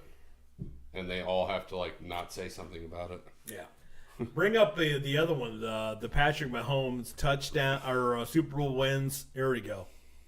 Patrick Mahomes needs just one more Super Bowl. 2. Oh, I can't see it. To tie his father in DUI. Yeah, that's 3. the real dynasty. Wow. Look at that guy. That guy looks like he's... Oh, that's a stogie right there. That guy is Snoop Dogg incognito. God, he does not look like his dad. I'll say this, dude. Mixed parents do not make kids that look like them. It's fucking weird. That guy's weird. All right. The other big news this week was the Kobe Bryant statue that was released in a press conference. Kobe. So his wife was actually at the podium. She made mention that if you don't like the statue, go fuck yourself because it was Kobe's last wish. Hell yeah. To have the Black Mamba. I love me some Kobe. Okay, that's fine. So a shout out goes to somebody on the Crying Jordan meme page who just came up with this. So dude, it's absolute savagery. He's like, just wait. Man, goddamn. Goddamn. Just wait until that shit's outside the Staples Center.